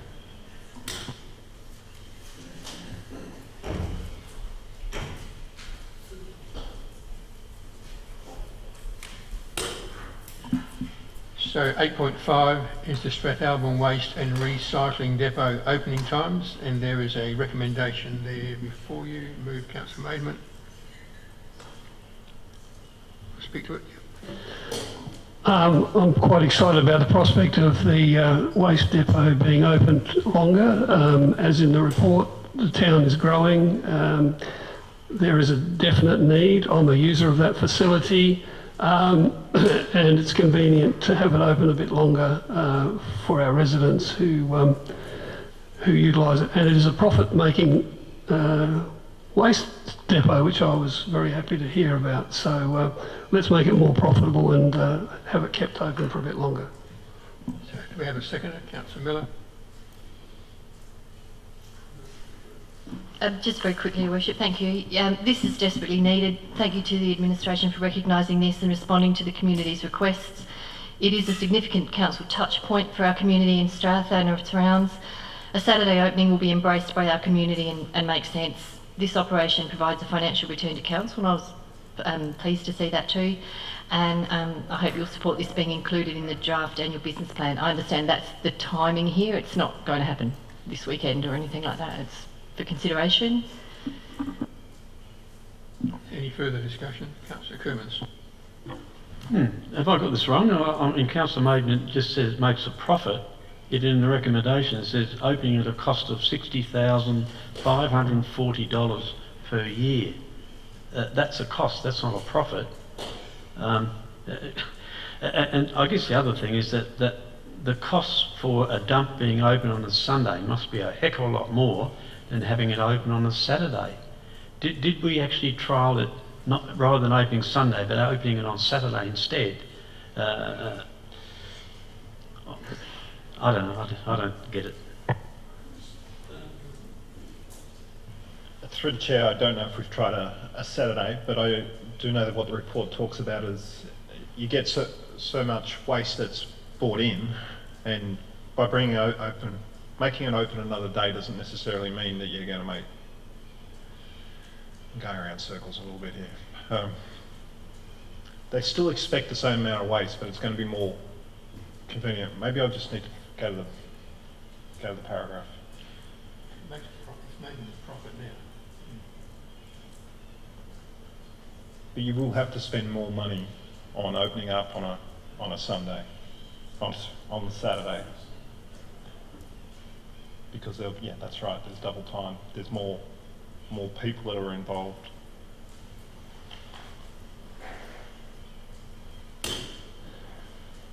What I need to do is make sure that when it comes back to council during the annual business plan process,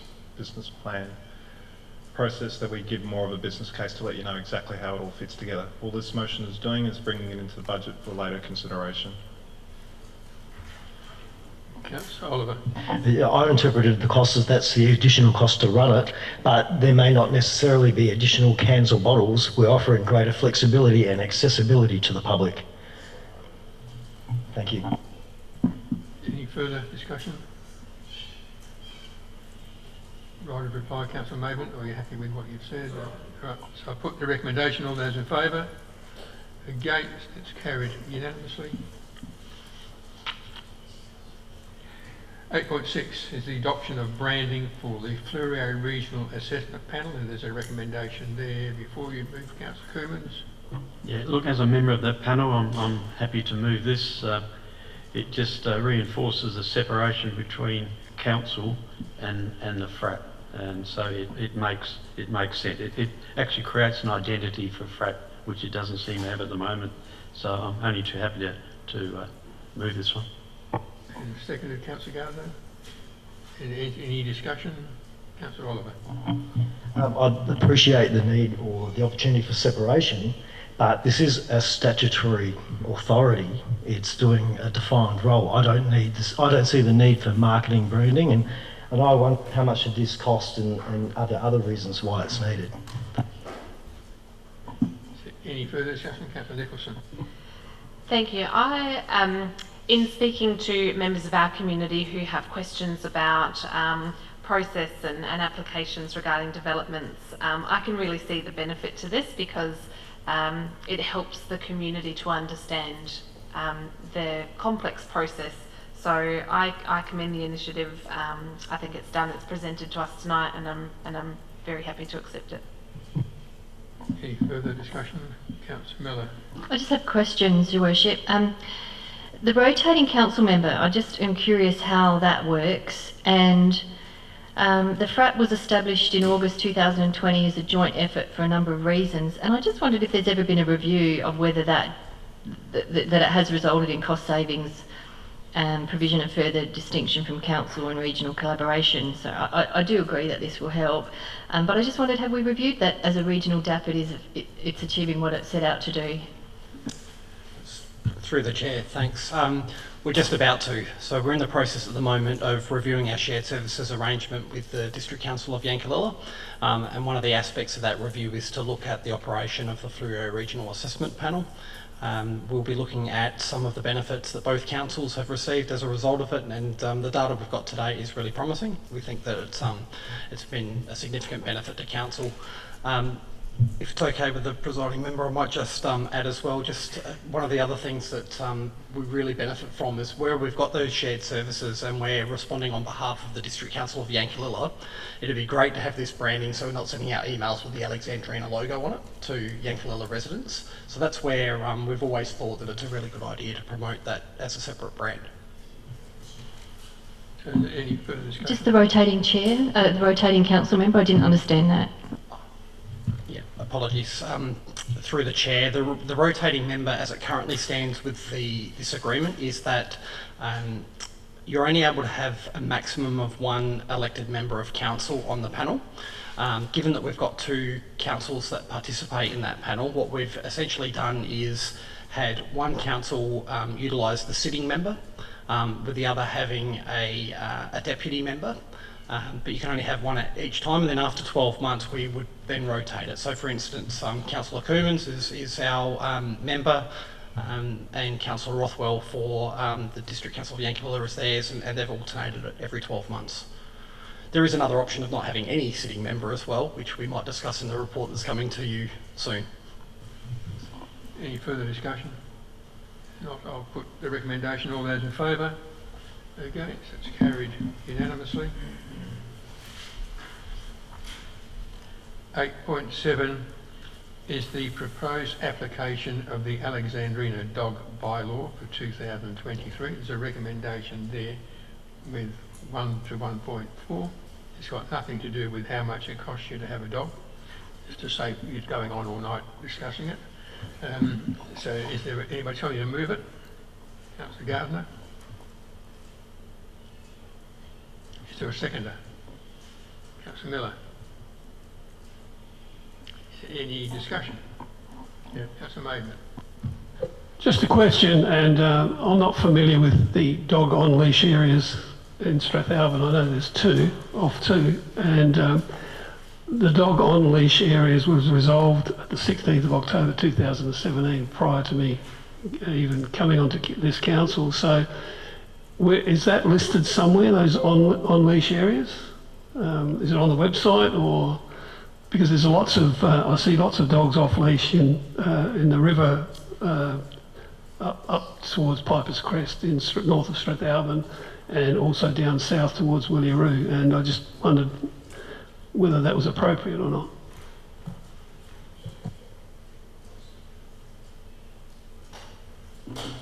Yes, so through the chair, yes, it's advertised through council's website where all the dog off-leash and dog off-leash times locations are, and also through pamphlets through customer service at both the Strathalbyn office and here at Goolwa.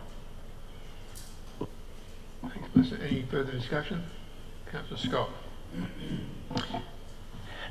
Yes, I'm unfortunately I've witnessed some very poor dog management, and dog owners, broadly speaking, very often think they have a rite of passage, and I view it fairly seriously. In particular, Horseshoe Bay, a very popular children's beach, and the summer is theoretically the full blanket cover is ending on the 31st of January. Now February is possibly one of our hottest months, and there'll be a lot of people down there in the late afternoon, early evening. And I think to be able to have a dog running loose at 6:01 on a hot day in February, early February, is unnecessary. And I would like to see that changed to the 1st of March. We've had a cool summer this year, so we're all basking in our wind cheaters and forgetting that we've about the summer that we haven't had. But you have very hot weather, and a lot of people are at the beach, and a lot of them are there at 6 o'clock with children. And I have, only the other day, even with the dog on the leash, we had one of these extending leashes that, where the dog can run out and then the owner hauls it back. Child in a pram, this woman walks past quite a way away, the dog runs the end of the leash, comes up, bumps into the child in the pram with its great big boot. It was taller than the child. Now that's even on a leash, but what about the ones that are off a leash, where they've got the owners have got no control of them at all? And I've noticed, and you surely would have as well, that dogs gravitate towards children, little children. And I find it offensive, having had a child nearly mauled in the face by a dog that was out of control. I'm very sensitive to it, and I think we need to be aware of that. And I'm a bit still thinking about the Middleton area, because there are a lot of people swimming there, but I really think that the Horseshoe Bay area is should be at least amended to at least 7 o'clock. Sorry, to I retract that, to the 1st of March, because of the hot weather in February and a lot of people swimming after hours there, a lot of young people there. And I'd be interested to take advice and other fellow councillors' views on the Middleton one. And I'd certainly like the Horseshoe Bay one amended. Councillor Gardner and Councillor Miller, are you happy to have that change? Yes or no? I don't think so. No, right. So that's it. So it stays. We don't get the change. So is there any further discussion, Councillor Miller? Just a question, Your Worship. I just wondered how this was discovered. I'm just seeing this as an administrative report, and are we expecting any pushback from this?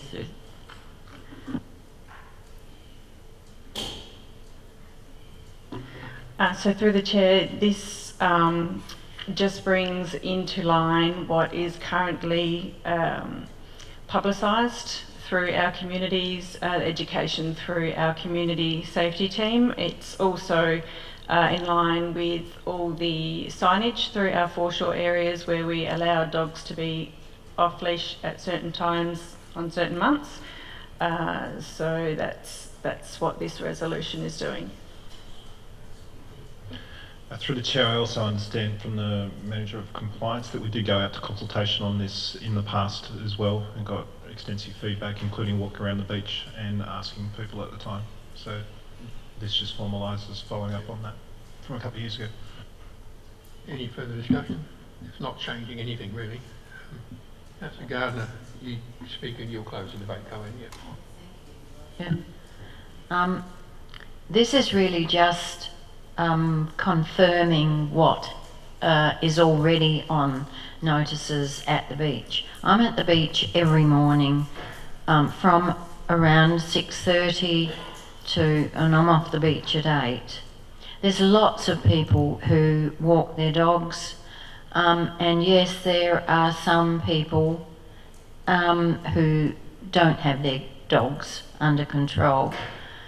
But generally speaking, we all rustle along fairly well. I cannot speak for afternoons and evenings because I'm never there at night time. Unfortunately, even with the signs, people don't necessarily follow the requirements. And unless you have someone on the beach 24/7, there are always going to be people who aren't following the rules. But in the main, people are reasonable.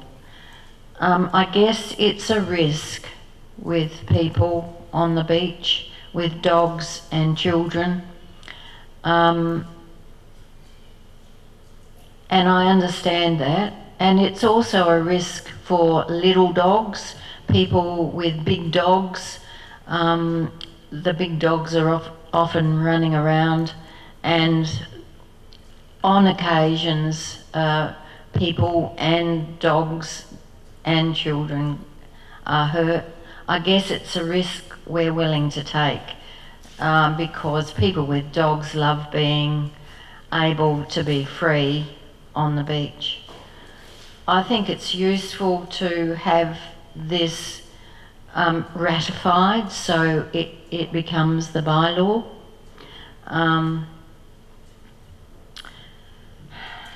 If I had my way, I would like my dog off the lead all the time, but I'm willing to comply with the law to be able to have sometimes when they can be off lead. close the discussion, so I'll put the recommendation. All those in favour? Against? Against, it's carried. 8.8 is the Bushfire Hazards Overlay Code Amendment, the consultation submission, and there are 2 dot points. Move Councillor Maidment. Seconder Councillor Oliver. Is there any discussion? Councillor Miller.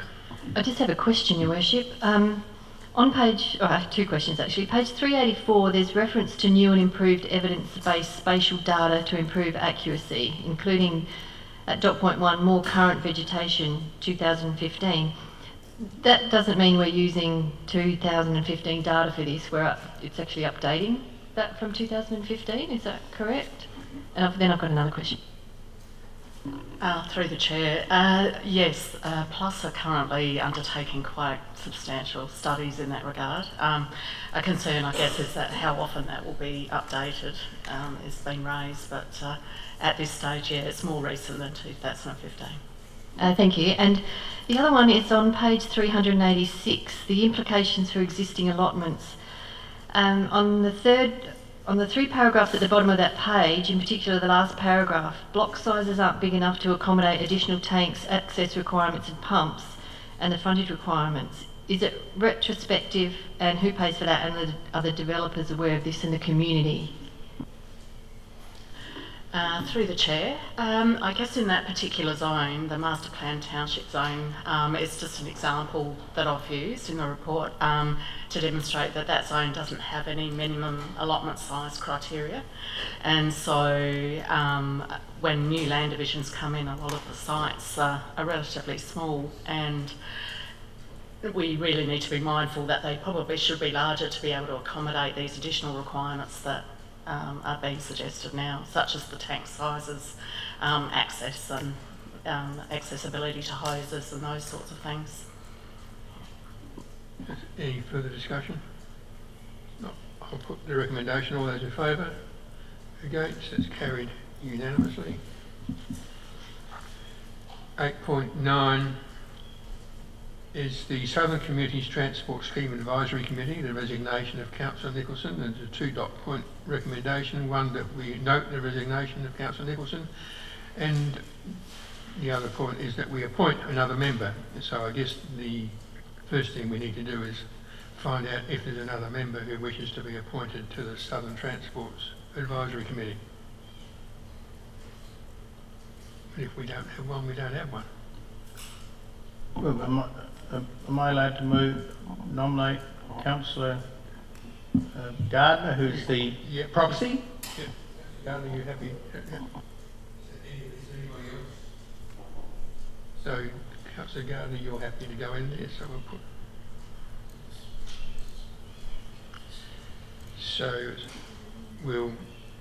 you're happy to move document 1 and 2 with Councillor Gardner's name in there? Yes, thank you. So is there a seconder? Councillor Maidment? Is there any discussion? I'll put the recommendation. All those in favour? Against? It's carried unanimously. Thank you for that, Councillor Gardner.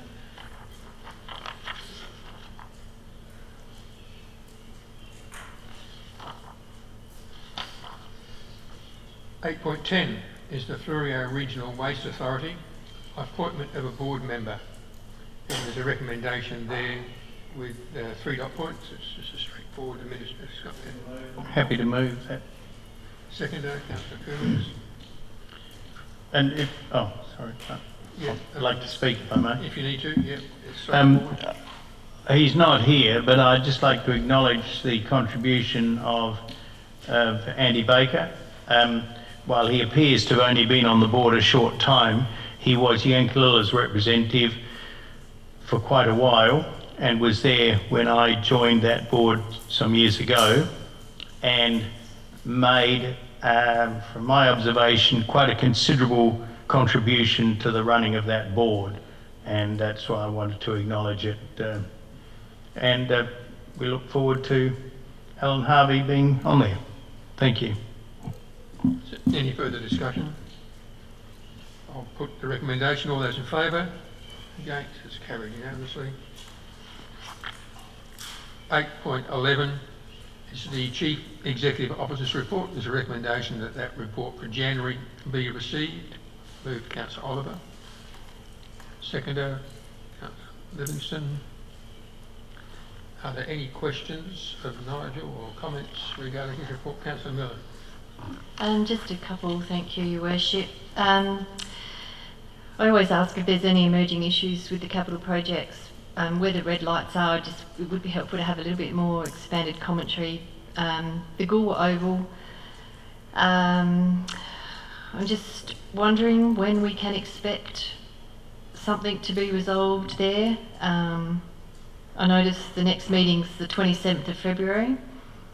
Is there anything that might delay it coming to March, or is it likely to come to March? And yeah, I'm just curious about when we can expect, how that's tracking, I guess. Thank you.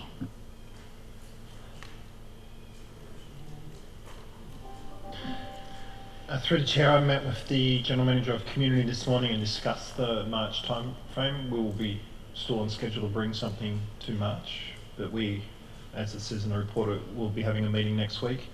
One thing we have identified is that the resolution back in, I think it was June last year, talked about bringing a terms of reference back to Council to review. It's probably not going to be a terms of reference given that we're establishing we're now looking to do a lease, but what we need to do is formalise that through Council so that we say that it's no longer a terms of reference. It is a lease. We'll give you a copy of the draft lease, which is very similar to other leases that we have in the community. We envisage that that report will cover the lease, the way direction they're going forward, what the committee will be responsible for, what Council will be responsible for, and also give a recommendation on the fees for the current financial year. All the clubs understand how important it is to finalise this as soon as possible. I know that we're getting pressure from other community groups around the region. They understand that, we understand that, and so we're still pushing for March. Any further discussion? Councillor Coomans. There was a further question too. I wonder, the capital projects report or the update, what's attached here is very, very difficult to read. Is there a way that perhaps we can put it on the portal in a nice clean version so that we can get to it fairly quickly? Through the Chair, the version, if you got it from the website, is a bit tight, and that's the reason behind that is that we're restricted to, I think it's around about 100 meg that we load up onto the website. What we've done is sent out a link to council members. If you click on the link, which will download the 140 meg copy, you'll find that it's bigger, and you can make it a lot bigger as well. Getting back to Councillor Miller's question on capital projects, you asked was there anything emerging? We are going through a process at the moment where we're meeting with individual managers to go through the budget reviews.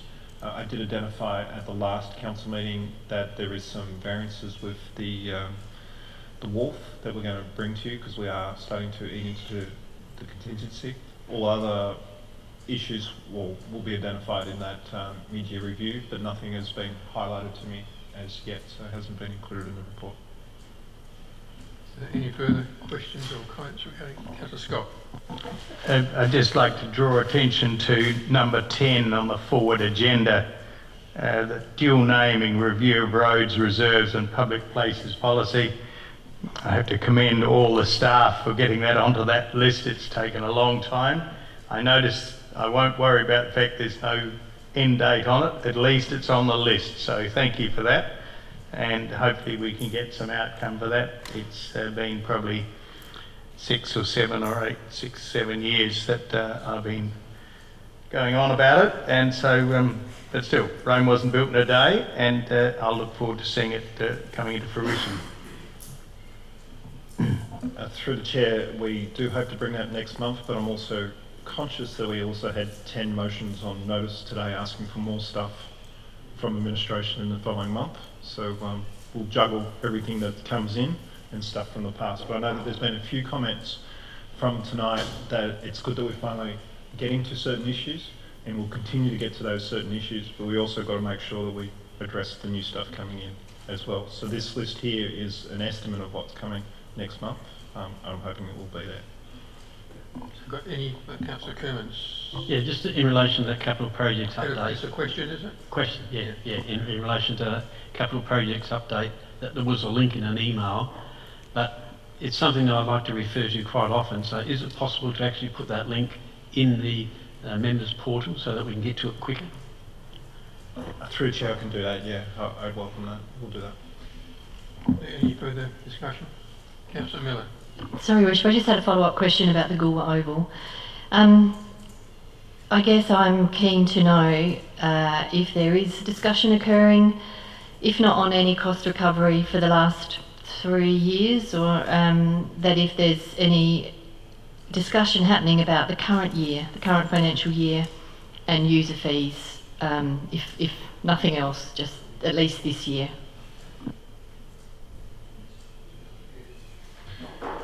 Through the Chair, we are in discussions. It's something that's important to resolve. We have provided a summary of all the invoices for the past, it goes back to, I think it's November 21, yeah, of what's come in.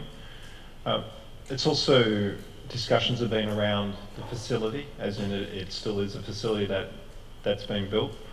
The thing that is important to me in the March report is to draw that line and to continue things on.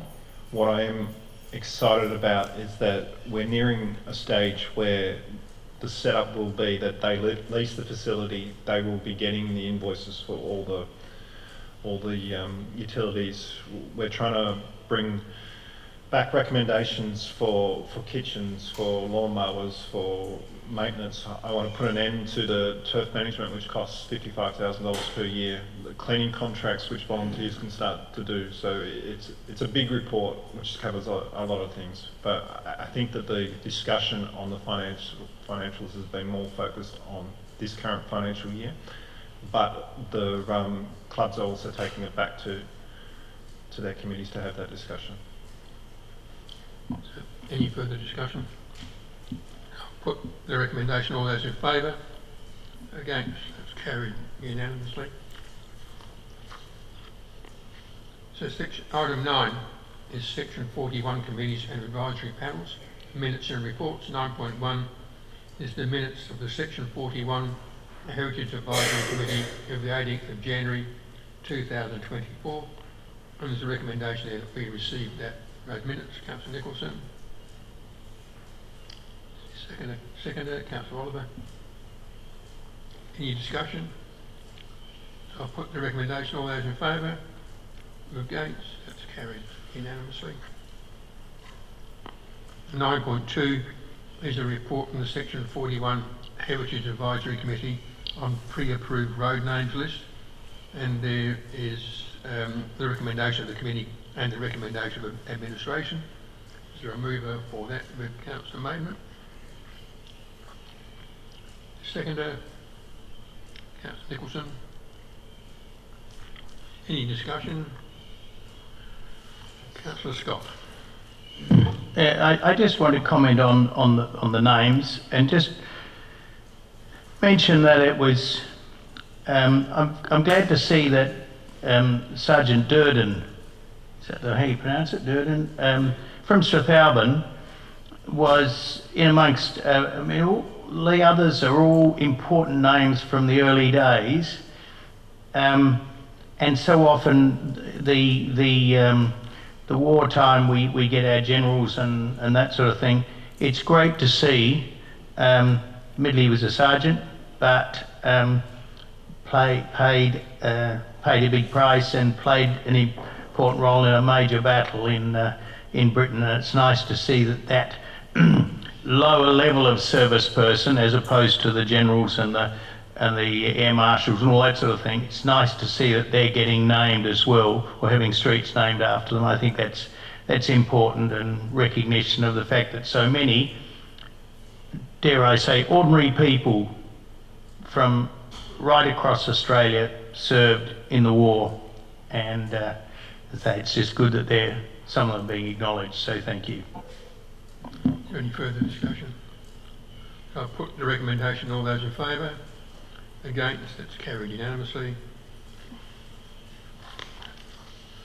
9.3 is the minutes of the Section 41 Cemeteries Advisory Committee of the 18th of January 2024.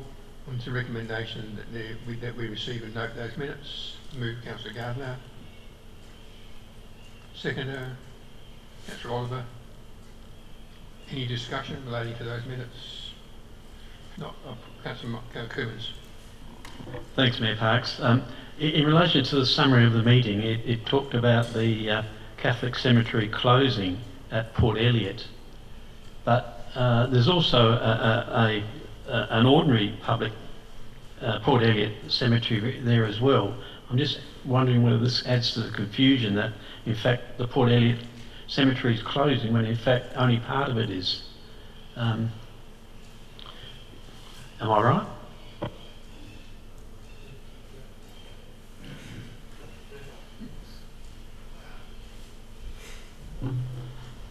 Through the chair, yes, that's correct. It's a portion of the cemetery that's closing. I was part of that meeting that we had with the church just to talk about what their options are for preserving some of the headstones within that cemetery, and they are looking at preserving those. They haven't had a burial there for 25 years, I think longer than that, so they've now met the criteria for closing it, but they are looking at retaining headstones and some of the other historic portions. Sorry, but the other part of the cemetery, which isn't part of the Catholic, is still just an ongoing cemetery. Through the chair, yeah, that's my understanding. That wasn't discussed at all with the church themselves. They were really just looking after their patch. Any further discussion? I just wonder, with respect to Matt and Councillor Coomans, that cemetery is separate from the day-to-day Port Elliot Cemetery. It's not part of it, anywhere near it. The way he was talking, it appeared that he didn't perhaps realise that it wasn't just like one section of the full Port Elliot Cemetery. It is right round by the showgrounds and just a small area. Is there any further discussion? I'll put the recommendation. All those in favour? Against? It's carried unanimously. 9.4 is the minutes of the Alexandrina Sustainable Agriculture Round Table of the 16th of January 2024. It's a recommendation that those minutes be received. Moved Councillor Miller. Is there a seconder? Councillor Scott. Any discussion? I'll put the recommendation. All those in favour? Against? It's carried unanimously. 10 is Council Members' Report. 10.1 is Mayor's Report for January 2024, and the recommendation that report be received. Move Councillor Oliver. Secondly, Councillor Maidment. Is there any discussions or questions relating to that report? If not, I'll put the recommendation. All those in favour? Against? It's carried unanimously. 10.2 is Council Members' Activity Report. We have a report from Councillor Miller on the recommendation that the Members' Activity Report from Councillor Miller be received. Moved Councillor Livingston. Seconded Councillor Nicholson. Any discussion, questions or anything? Councillor Miller. Thank you, Worship. Just very briefly, I'd just like to add to my report that I did a visit to the Goolwa Community Centre. It was a bit opportunistic and I had a little tour and it was very interesting and informative. On the pre-vintage breakfast at the creek, there's a sustainable Langhorne Creek group that's been established, and I just want to share with you, and it'll take me less than 30 seconds to read this out. We are thrilled to announce that Langhorne Creek is the first wine region in Australia to have 100% uptake on the multi-layer laminate recycling program recently created by Redox and AB Biotech in partnership with TerraCycle. The program collects all multi-layer laminates, often used for yeast storage, and sends them to TerraCycle where the components are separated and recycled. This program is the first of its kind in Australia and is a vital step in the wine industry's path to a greener future. I just wanted to share that fabulous piece of news. Thank you. Are there any other bits of interest members that would like to bring to our attention? No, I'll just, one thing I'll say, which is a compliment to the Goolwa concert band, which also makes up members of the Strathalbyn band. They moved together. They had a concert in Centenary Hall on Valentine's Day, Wednesday evening. It was absolutely chock-a-block packed, a total sellout. If you were there, you would have really recognised and appreciated what an enormous asset we have sitting in our community. You've got no idea how good they are and how professional they are, and we should be using them and supporting them a whole lot more. They are so keen to doing more functions and more activities, and I think it was $15 a ticket. Rotary ran the refreshments, and it was just an amazing night. Started at 7 o'clock and finished at almost 10 o'clock, and it was just the best music and people enjoyed it. It was great, so I just want to really compliment them. And we also had National Servicemen's Day on Friday at Port Elliot. It's the only National Servicemen's group on the peninsula down here, and so they're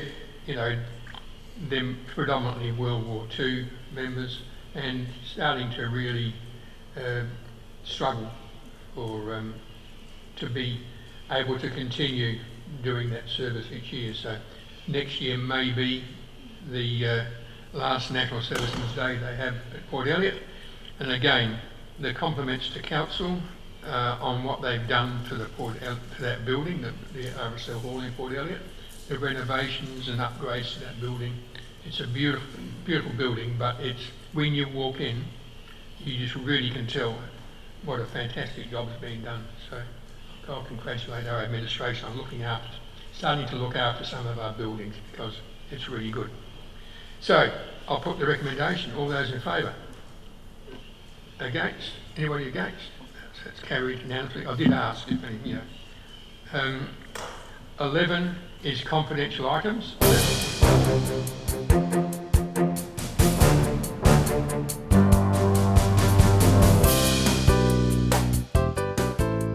South Coast Television, your community, your voice.